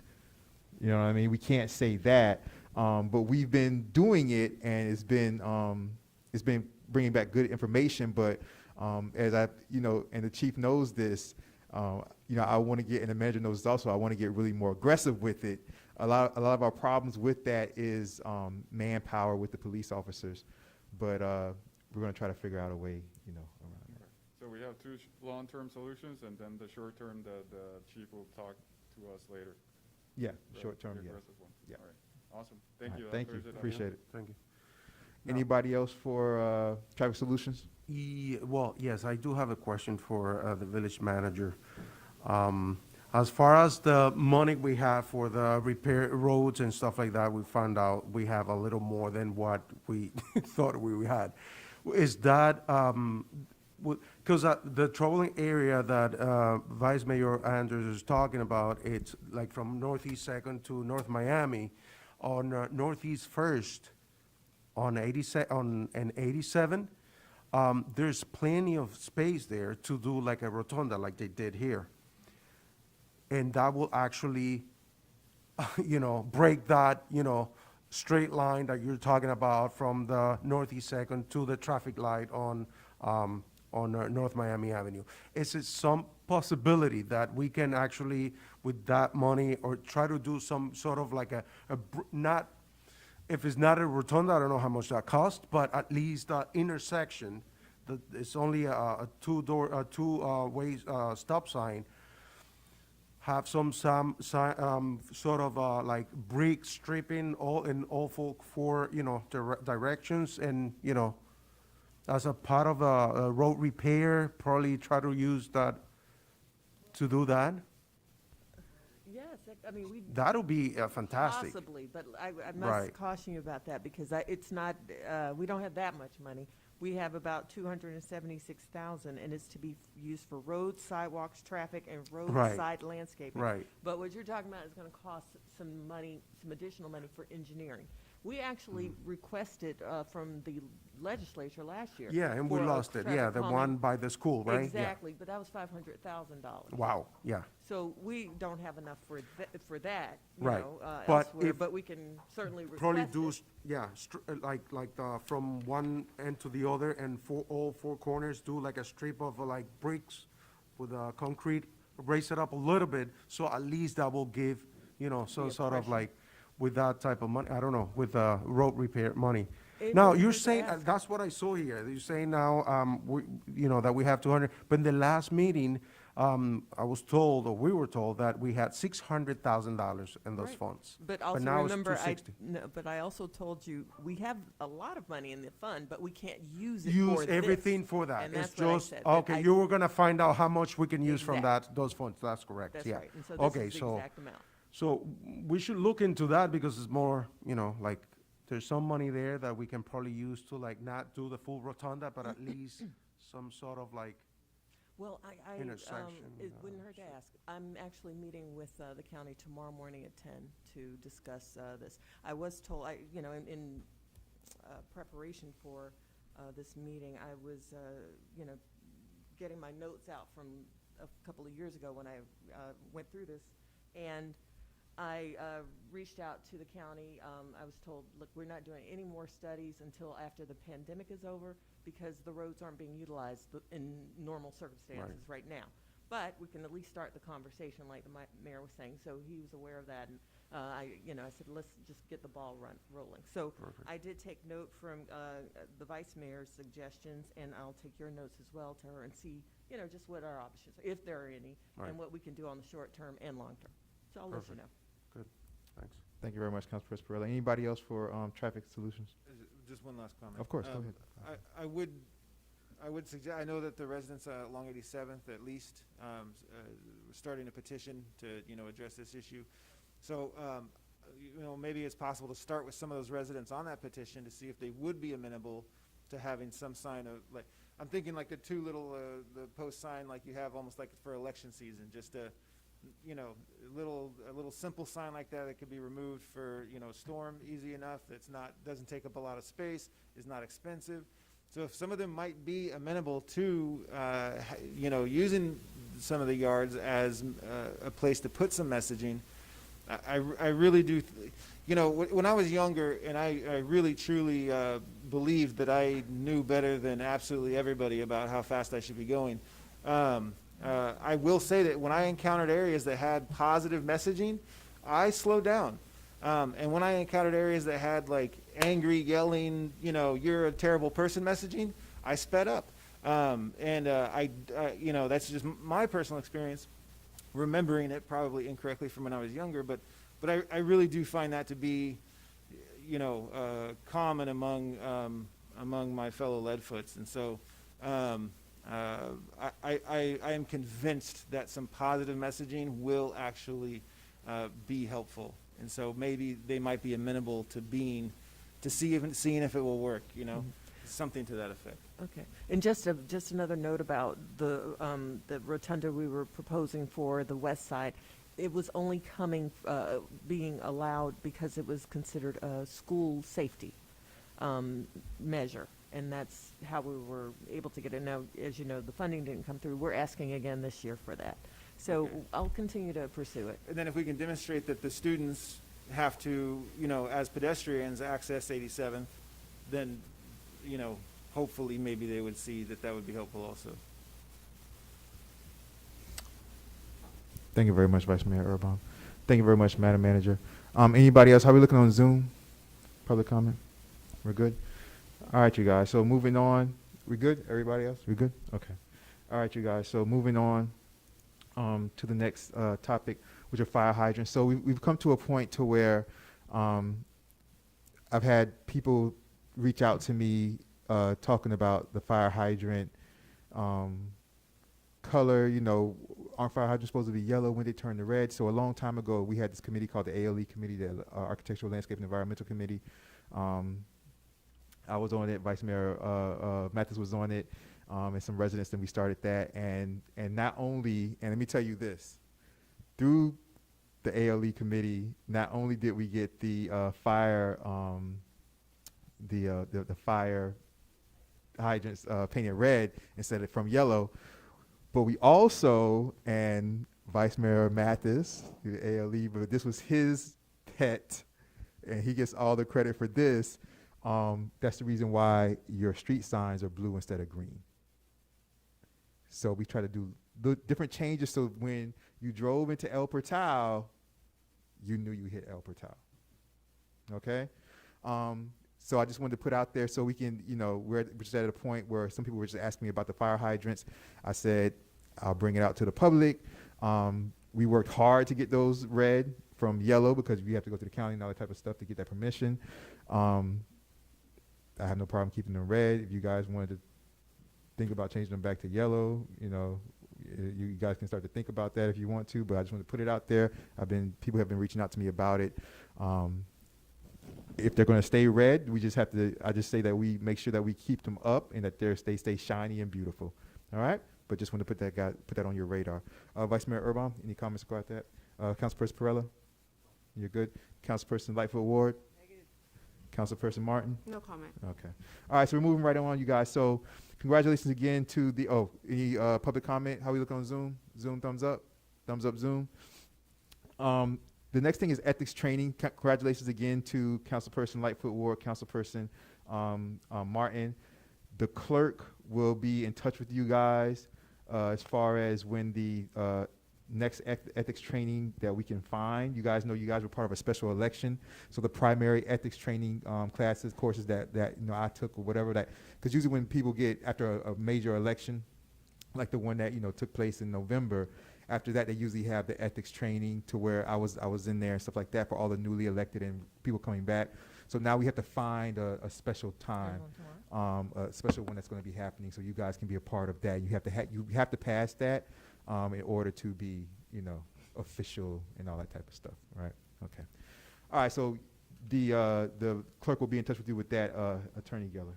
Yeah, and I just want to add for our two new members, although I've spoken to both of them, if you have any questions about the ethics training or after you've had the ethics training, please don't hesitate to contact me and I'll help you through it. Thank you very much, Attorney Geller. Any questions about the ethics training? Questions or comments, Vice Mayor Urban? Councilperson Perella? Councilperson Lightfoot Ward? Councilperson Martin? No. All right, thank you very much. Anybody out there? How we looking on Zoom? Thumbs up? Thumbs up, Zoom. All right, you guys, so selection of village committee members.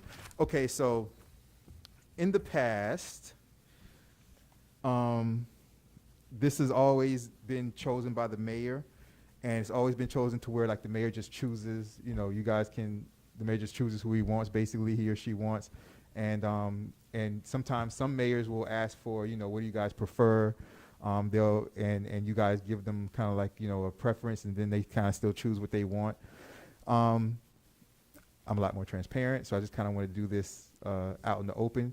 And one of the main reasons why I want to do this out in the open was because in the past, because a lot of times you guys, lack of communication can cause issues in relationships, and lack of communication causes issues in any relationship. You guys know that.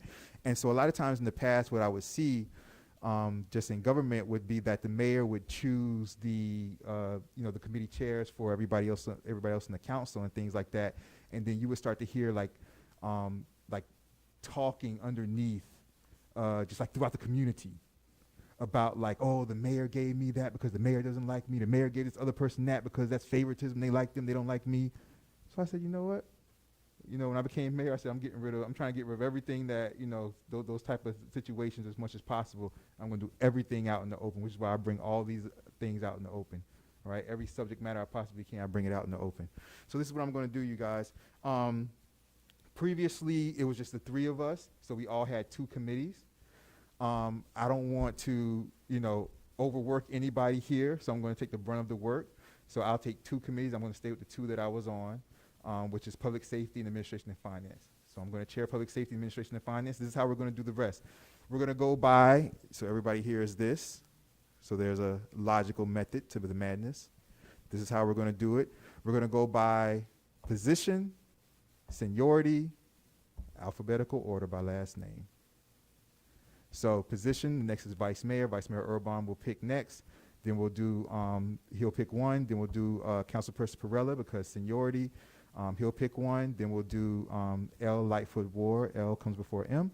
Then Lightfoot Ward will pick one. And then Councilperson Martin will pick, well, she'll have what the last one is. Yeah, But what I'm going to do is, but to make it fair, what I'm going to do is, when you get your last one, you tell me another one that you would have wanted to have, like your top love of the committees, and you'll be vice chair of that committee. I'll make sure you're vice chair. I'm a believer in fate. Whatever I get, I will love. I'll make sure you're So, vice chair of that I'll be committee. fine. Okay? Thanks. All right, so we're going to do that right now. Yes, Councilperson Lightfoot Ward. Yes. Are these mandated committees or just committees that we typically have done? By charter? they're By charter, mandated. these committees are in charter. Yeah. We, The charter? oh, your mic. I got you.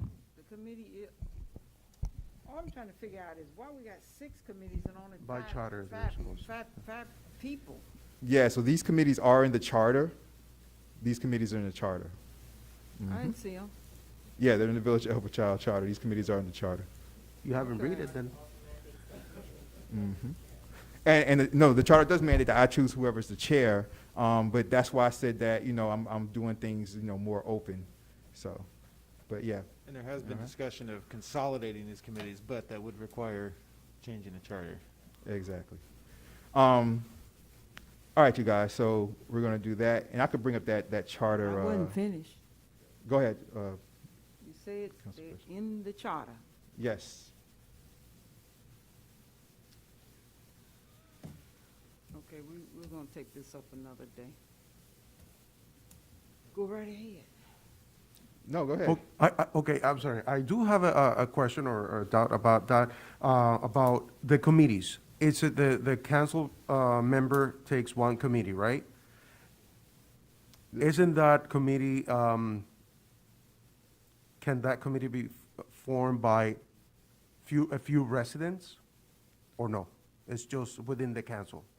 Like the vice chair or advices from, or no? It's just, well, members of the public can comment or, send you any sort of ideas or concerns, but is it something that, or is restricted to us? Lawyer.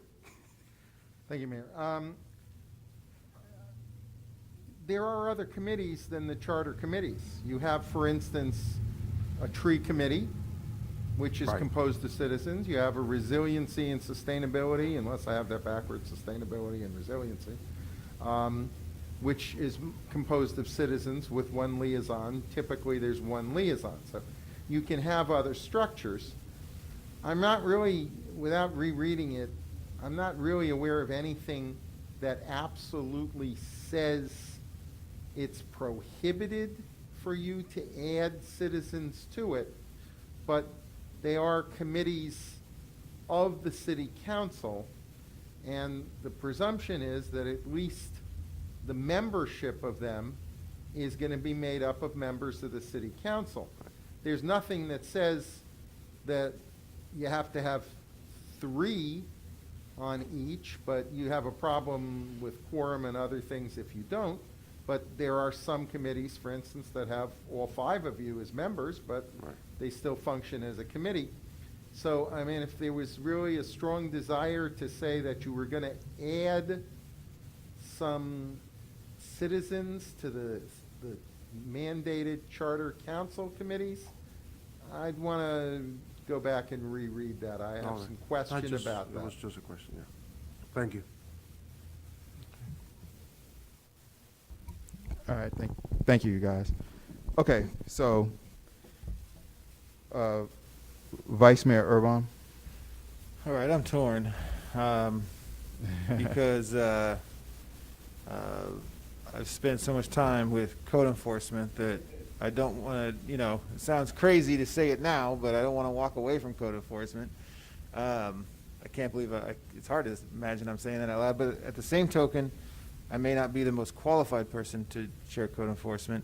And then when it comes to public affairs, I feel that I've taken a great many steps already down that path. And so I really am torn about which one I should stick with in this moment. I've seen this coming, so I should just make a decision. I was wondering how this would all go back before the election was declared necessary. The special election was declared necessary. So I really am torn. I have. I'm not torn. Okay, I will. Yield. I will yield. Actually, yes, I will yield and let others voice their desires. Really? first. Yeah, I really will. Yes, yes. Councilperson Farrella.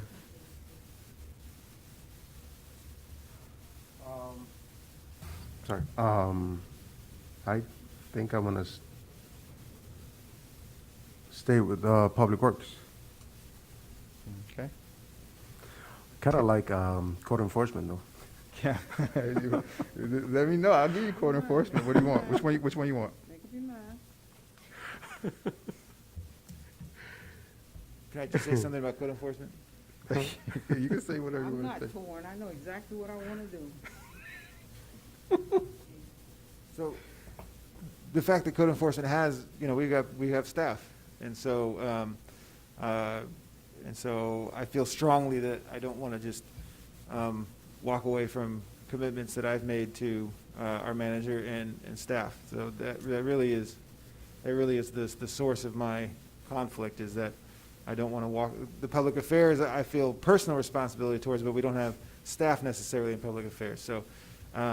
So that's really where my conflict lies. I just want to be sure that our staff is supported by whatever does occur in code enforcement. So, Mayor, Yes, Attorney Geller. I just, if your first two choices are both torn about which one they want, you could always give people, another day to think about it. I understand, Attorney Geller. I appreciate that. Hmm? Councilperson Perrella, did you want code enforcement or what? I like them both. Do you guys want me to pick on my own? Charter 122. I don't know. Councilperson Lightfoot Ward. Administration, Finance, and Code Enforcement. All right, so I'm already Administration and Finance Chair and Public Safety Chair, so I'll put you Vice Chair Administration. So I'll put you Code Enforcement because there's nobody Code Enforcement. All right. So Well, then let me do this. what's up, Everybody's beating up on that. Code Enforcement, Planning, and Zoning. Dr. Code Ward? Enforcement, Planning, and Zoning. How do I look? Is your Dr. Ward, is your microphone on? So Dr. Ward, so we're It's on. It's sitting right here talking about green. all It's right. green. So we're picking the chair. So you want to be chair of which one? Shoot, I just want to be on the committee. We're taking too long to do this. I'm not good with somebody else's money. I don't want to tell administration what to do, and I'm a city manager type, so I want to do something I've never done before. I know code enforcement a little bit, and planning and zoning is one of those big ones that just keeps on coming up. Now, you just tell me where you want me. I think you'd be wonderful for code enforcement. I think you'd be great for code enforcement. I don't know.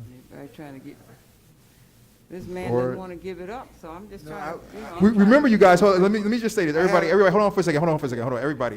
Hold on. It's not one person on every committee. So even if you're not the chair, doesn't mean you're not going to be the vice chair or another member of the committee. Everybody has the paper I gave them. You see how many people on every committee? So Yeah. we will all be on administration and finance and planning and zoning, because I said, you know what? I want all of you guys. Before I became mayor, it was only 3 people in administration and finance forever. Right. We changed to 5 as soon as I became mayor, because I said I want all of us to be involved with the money, because I don't want any situations like what I walked into. Okay, scratch. All right. Scratch. So- Scratch. I got it. So just because you're going to be the chair doesn't mean you can't be on another committee. And let me just say for the record, and Councilperson Lightfoot Ward knows I love her. Love you to death, Councilperson Lightfoot Ward. Section 4.01, council meeting procedures. E, there shall be the following committees established to the council. This is our charter. The council to meet and make recommendations to the council for consideration. That are Public Safety Committee, 1, Public Works Committee, Public Affairs Committee, Administration and Finance Committee, Planning and Zoning Committee, and Code Enforcement Committee. So it says all 6. And F in our charter, F under this section says the mayor shall appoint a council person to be the chair and other members of the council as members of each committee. So the mayor should appoint, but I'm not going to appoint. I'm here to pick. All right. So Councilperson Lightfoot Ward, do you want what do you want to chair? What do you want to chair? Code Enforcement? Planning and zoning? No, I'll let brother keep it. I'll let him keep it. Do you- Let's do Public Works. All right? You love it? You love it? See what I'm talking about? See, Chief, they want us to be together. No, but which? Okay. All right. They want us to be together. I think you should, All right. Councilperson, Public public. All right. So I'm chair of public safety. Gee, what y'all trying to throw code enforcement on me? No, I'm looking for a chair. So the ones that are open, Dr. Lightfoot Ward, Name one. are code enforcement. I'll take it. Okay. Take it, it's too long. Councilperson Martin, you have public affairs, you have planning and zoning. I think, because Perella, did you stay with public works or no? You haven't decided. Did you? Public works? Code enforcement, it's fine. Public works. Your public works. Did you pick one? You didn't pick one. Councilperson Martin, you want? is Councilman, oh, okay. Yeah. I'll go Do you ahead want- and I will select. Are these, I do have a question. Are the meeting times set in stone, or is there They some are. fluctuation? Okay. Yeah, they So are. I'll go ahead and get planning and zoning. Planning and zoning? Yeah. Okay, very good. Very good. And so, Vice Mayor, you're public affairs, Sounds good. okay?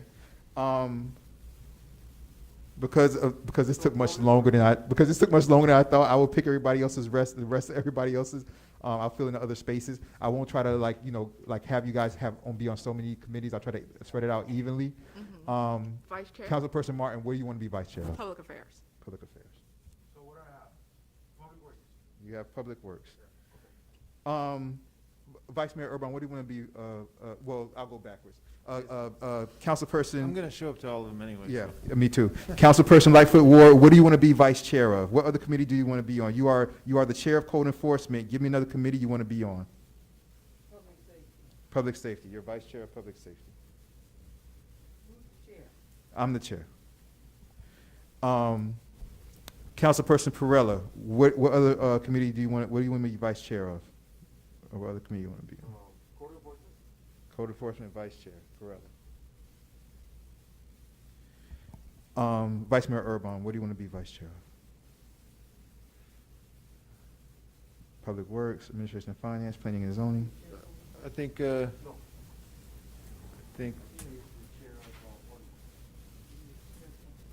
did he say? He said, He's Code Enforcement Yeah. Vice Chair. I'd like to stay on that committee, code enforcement. All right, I'll put you Code Enforcement. Okay. All right. Vice Mayor. All right, you guys, I think I'll take care of the rest myself, okay? Oh, one question. You- Will you circulate a list, just I kind of? will. Okay, thanks. Yeah, no, absolutely. After it's done, I'll definitely circulate it. Like, for example, when I did the last one before you guys came on, this was it. So that was the last one, so, you know what I mean? So I'll do the same thing. All right, you guys. And like I said, I'll spread it out evenly because I don't want to overwork you guys, especially, you know what I'm saying? I don't want to keep you away from your kids for too long, so I'm not going to put you on too many committees.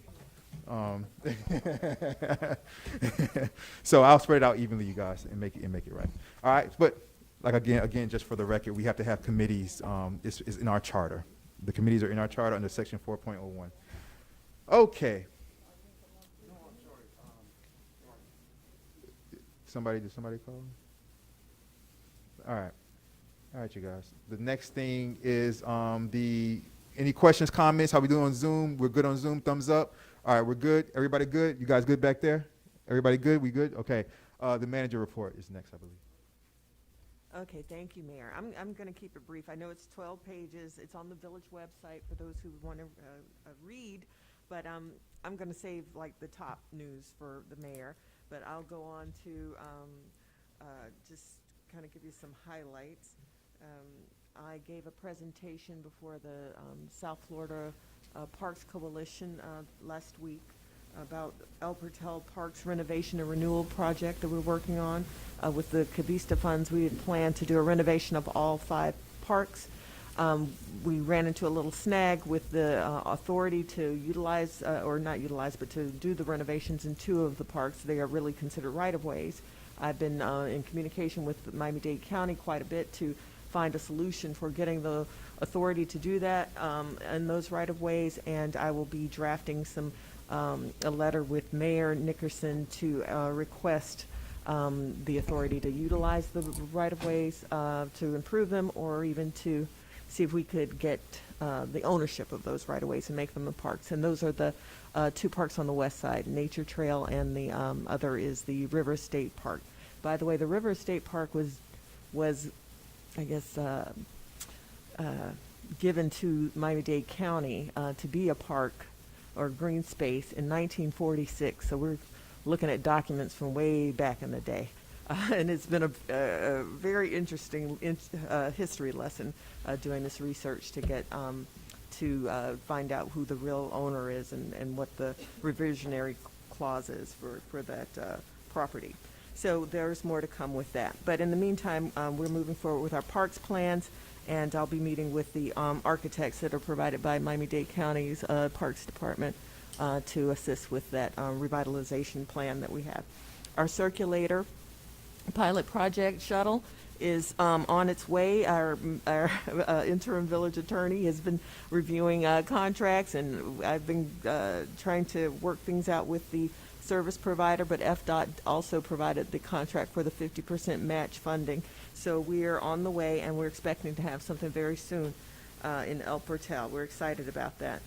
You see some improvements on code enforcement in terms of the annexed area starting to look a lot better because our new code officer, Michelle Shariar, has been very, very effective in getting people to respond, and she has brought in so much like a refreshing vision for code enforcement. So you'll see a lot of changes. She's out there. She's doing a lot, and she worked on Saturday after attending our community forum on solid waste. She did work Saturday and really made a lot of progress through the village. So we're excited to see what happens, and I think we're going to be having some magistrate hearings sooner than you think. Next thing is just a matter of public safety. You know, our El Portal Police Department's doing a lot, but they're going to be called to task when the 87th Street Railroad crossing will be closed on March 9th for 2 to 3 days for repair. So just an FYI that Chief Magnuson and his staff will be doing a detail for safety as well as securing the closure site. They are being, El Portal Police Department's providing the off-duty officers for that. So it's another way of our officers being utilized and paid to do this specialized work. So we're excited for that. Also, police has, Chief Magnuson was recently interviewed by the media for a COVID vaccine story as it relates to law enforcement officers. As you know, he's very involved with the Miami-Dade Chiefs and has been a lead for the COVID pandemic response. And also they're working on a case that was kind of difficult for us all a couple of weeks ago, a domestic violence case that is wrapping up, but being investigated and has a lot of different levels to it. But they're very busy and doing well. And our officers have just completed their taser training. Officer Riverone provided that training to the staff. And we had a full house, which was nice to see. I haven't seen everybody here at once on a Wednesday in a while, so it was good to see everybody and to see that they're now trained and have that other layer of protection for themselves that doesn't go right to, using a firearm. So I did speak about code enforcement. I'm going to skip over to Public Works. I did attend the CITT Transportation Coordination meeting this month, and I provided the quarterly report. As you all know, we do a lot of reporting. There's a lot of administrative details that still have to be done in the village. Even though we're doing all these other things, we still have to keep up with those things. And I attended the tree board meeting, and we'll be attending Thursday's tree board meeting here in the village hall. We're excited about lots of plans and lots of energetic things that the tree board's doing that you will see. We did receive a $50,000 grant this month. We were given this grant by the CDBG HUD, Critical Facilities Hardening Grant. That was a nice award for us to utilize in getting we're going to replace the outside or the doors that would be leading outside for the police department only. And we will be installing a generator here at the Village Hall. We don't have one, if you could believe it. So that's going to be really helpful to us moving forward, and that was a nice win. We are also awaiting payment for our CARES Act funds. Everything has been processed, and those funds should be coming in very soon. We had a solid waste and bulk community forum on Saturday at 10 a.m. It was well attended by our council, and the video will be put on the village website for all to see. And we're happy to have some more prices for the rates for special bulk pickup. It will be $15 per cubic yard, and those payments and arrangements shall be made to Coastal Waste, and just check our village website for information on any special bulk pickup that is needed or any extra containers that are needed. The extra containers, meaning extra trash cans, would be $12 per month as an assessment on the property. And let's see, one last final thing I want to say that I did attend the Florida City and County Managers Association's Winter Institute Conference, and it was 3 days of a lot of interaction with other managers and information sharing, and it was very enlightening. I do enjoy meeting with other managers and getting their spin on different ways to solve problems. So it was very informative and gave me some refreshing ideas to implement here in the village, as well as a training, ethics training I attended today to round out my ethics training. There are a myriad of other activities I'm participating in with the staff. And one that we're planning for Friday is a MPDES training for all of the staff here, because we, again, have to report to stay in compliance with these federal requirements for water safety and water quality. And so our code enforcement, public works, and building department will be doing that training on Friday here at Village Hall. And that concludes my report. If anyone has questions or concerns, please feel free to email me or check the village website, because it is loaded with lots of good information. Thank you. Thank you, Madam Manager. I appreciate that. I have so much that I could say, right? I have so much that I could say. So many different meetings, so many different things going on, especially with sustainability, so many different webinars with resiliency and things like that. I know if you guys check your village emails, I always FYI you guys on all type of webinars and things going with sustainability and resiliency and things like that. That's in my report, but instead of doing that, you guys got an email from me last night If you checked your email since last night, you guys got an email from me last night with very great news, which is we got our first chunk of money back from FEMA. And this was something that was $467,318.70. And so every bit counts. And so this is just something that, I mean, I almost cried, Madam Manager. I almost cried, Attorney Geller.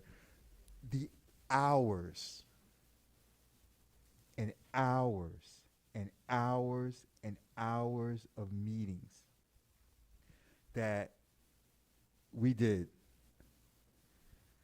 And if you saw in the email I sent you guys, I said, I want to thank the village council. I want to thank you guys because, we have to continue to, facilitate, positivity and good relationships.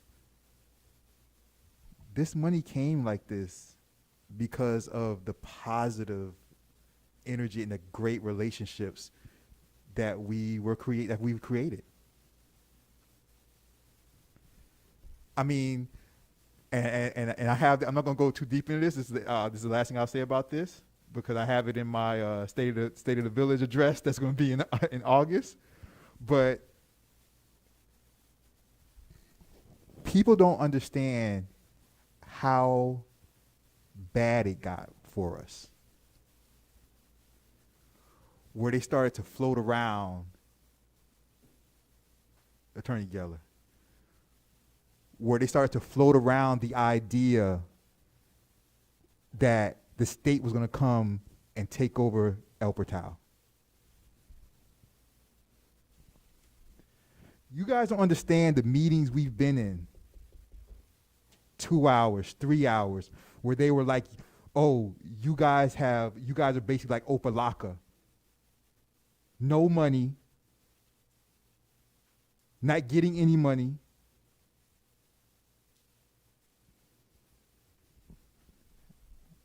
I love y'all. Chief's been on some meetings with us.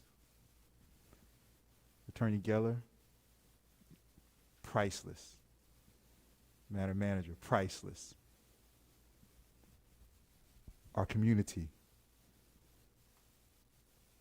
We work hard for you guys, all of us up here, the entire council. This is just the first step. I put that in the email. This is just the first step. We're looking for the rest of that money, or the more of that money to come in. And not only that, because of these relationships that we've built, more things that are out there are going to start. That ship is going to be. We didn't say anything. We didn't say anything. We kept it to ourselves, Madam Manager, but it was hard. They gave us the statute number that they used for Opalaka when the state came to take them over. I appreciate you guys. I love this village, and I'll die working tirelessly for this village. I appreciate all of you guys up here, not only for being residents, but for putting yourselves out there and becoming public officials and elected officials. And I love you guys up here too. And as a community, man, we're going to get through all of this stuff, you guys.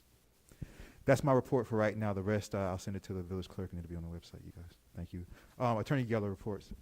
I'm going to try and go very quickly. There's a lot of stuff we're working on. A lot of it, some of what you've been told, is just routine stuff. The stuff like the circulator or the stormwater grant. So I just want to focus in on just 4 particular challenges very quickly that are the most important. First and foremost is this FEMA. I mean, there's nothing else that we have that is really like everything else we have could be dealt with. That was the one that, was an existential threat. We got a nice chunk, 467, and you should know that money has gone immediately to the bank. Our debt is now less. So instead of owing $1.2 million approximately, whatever it was, we're now, the mayor had $787, I Yeah, believe it is. under 8. Yeah. That's a big reduction. It immediately means we're paying less interest. It also means that the bank is in a position to deal with us favorably moving forward because we got them a big reduction finally in what we've owed them. There are other monies that are approved. They have to work their way through, but we should be seeing approximately no less than another 140. We don't know if it's in a month or if it's 3 months, but that's already approved. And then just to bring you up to speed, we are working with, I'm always hesitant to put too much on the record. I'm happy to talk to each of you because some things, I mean, we believe in transparency, but we also don't want to give advantage to somebody that we're dealing with and when we try to negotiate things. But our appeal is filed. Our appeal is pending. I've spoken to people about it. We have reason to feel good about our appeal, and I can give you more details on that. Hopefully, it would bring us at least enough to entirely retire that debt and more. I say hopefully because there's not a guarantee. But that's our goal, is number one, to retire that debt completely. Number two, to see if we can at least recoup some of the other out-of-pocket expenses the village has had in terms of the interest and fees on the loan. We're surely not going to get 100%. No one does. So, or I shouldn't say no one, but typically not. But this is concrete. This is money in the bank. This is money the bank already has. So I can't tell you how much the work that was done on this, the mayor, the manager, and again, I have more details for anybody. That is just the payment we've received already has significantly altered the landscape that we have to move forward with. And like I said, we are approved from the feds, has to work through the state for approximately minimum of 140. Sometimes you get a little different stories from them, but that would bring that down again, and all that helps. Number two, we have been speaking with the building official. We have been speaking with the attorney for the Barrington Brothers, for Cavista. We have exchanged some ideas about adjusting our proposed building fees. We want to be sure that we're doing something that'll bring money to the village. We also want to be sure that we're not doing something that poisons the well to make sure that we do get this development in place and that we don't make sure that nobody wants to come and do anything else in the village. We have at least one other, as you know, one other major property that we're trying to attract people. So we've looked at a number of different options. We've negotiated some back and forth. Hopefully we'll bring this to conclusion prior to our next council meeting. That's my hope. But just to give you one concept from it, and I don't want to belabor, one of the things that our building official located was a city that does a sort of a stepped back building permit fees. And they don't reduce the rate for the first tranche of money to be spent, but they charge the full rate on that first amount. Then when you get above a certain level, the rate is reduced, but for that level.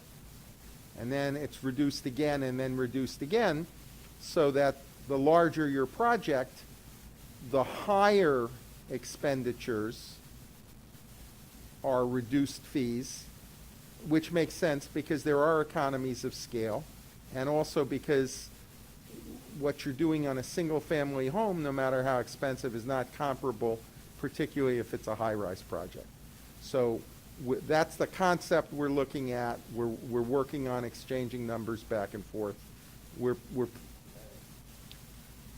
Let me just say one last thing. Our approach is that we want to come up with something that will be done as legislation, done as an ordinance, so that it would be across the board effective for anybody who wants to come in, not special arrangements for any particular developer or development.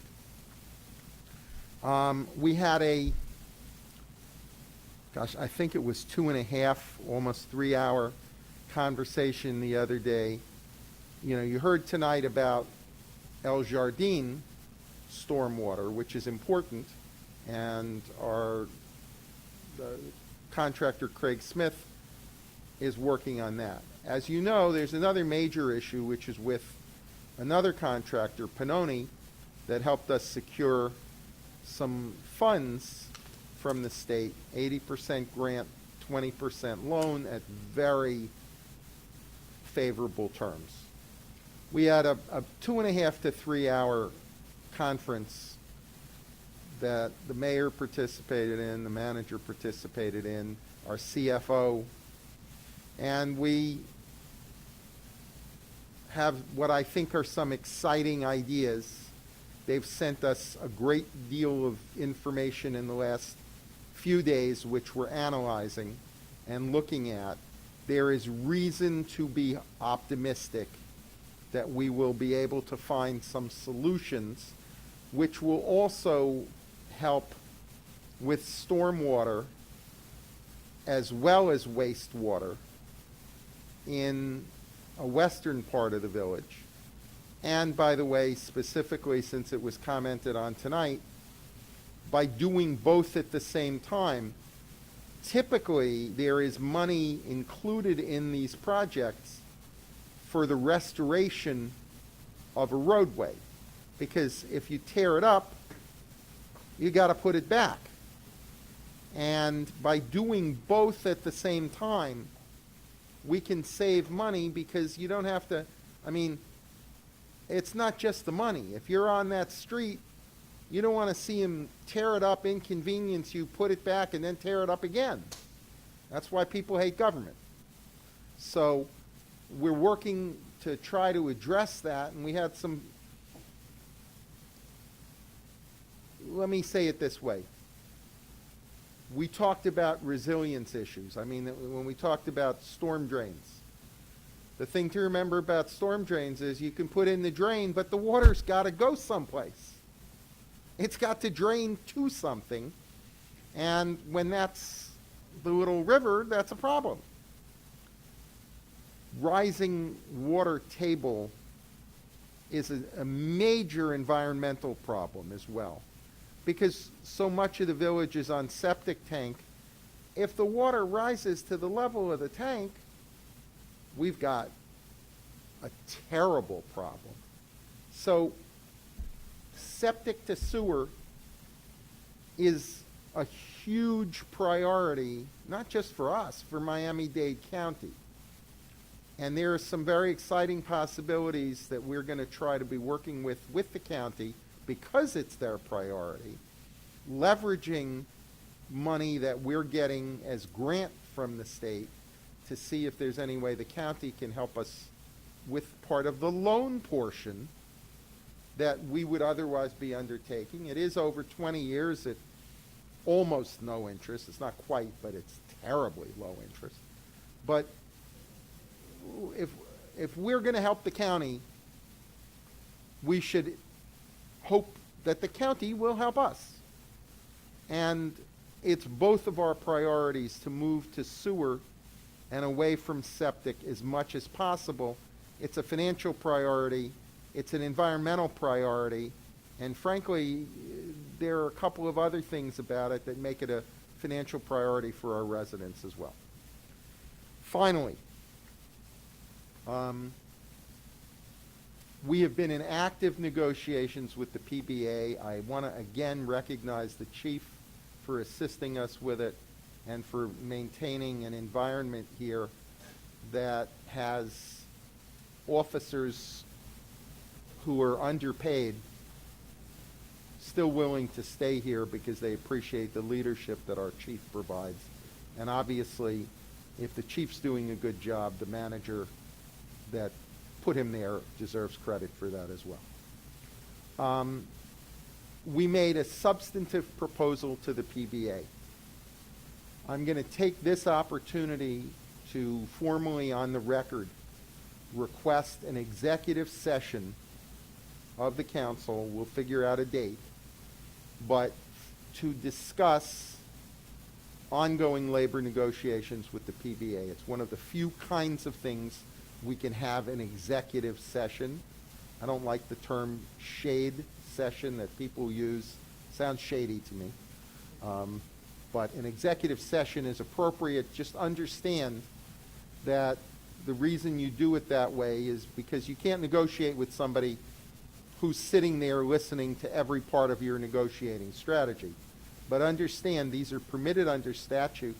They are recorded by a court reporter, and once the issue is resolved, that whole record, who said what, who did what, who was in favor of what, it all becomes a public record, but after the negotiation is concluded.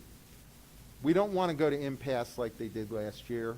Then we had an unfavorable recommendation from a master. For whatever reason, the village, it was not appealed. We're bound by it. So I'll just try to say this as quickly as possible. We are facing right now a very difficult burden next year, next fiscal year. And just to summarize, and I've said this to some of you, we are proposing to pay some of the money that's built in for next year and a smaller raise built in for the following year. We're proposing to pay some of it this year, this fiscal year, retroactive to the first of the year, as an incentive to the officers, and then a smaller, much smaller, frankly, than would otherwise be the case next year, and then backload some into the third year.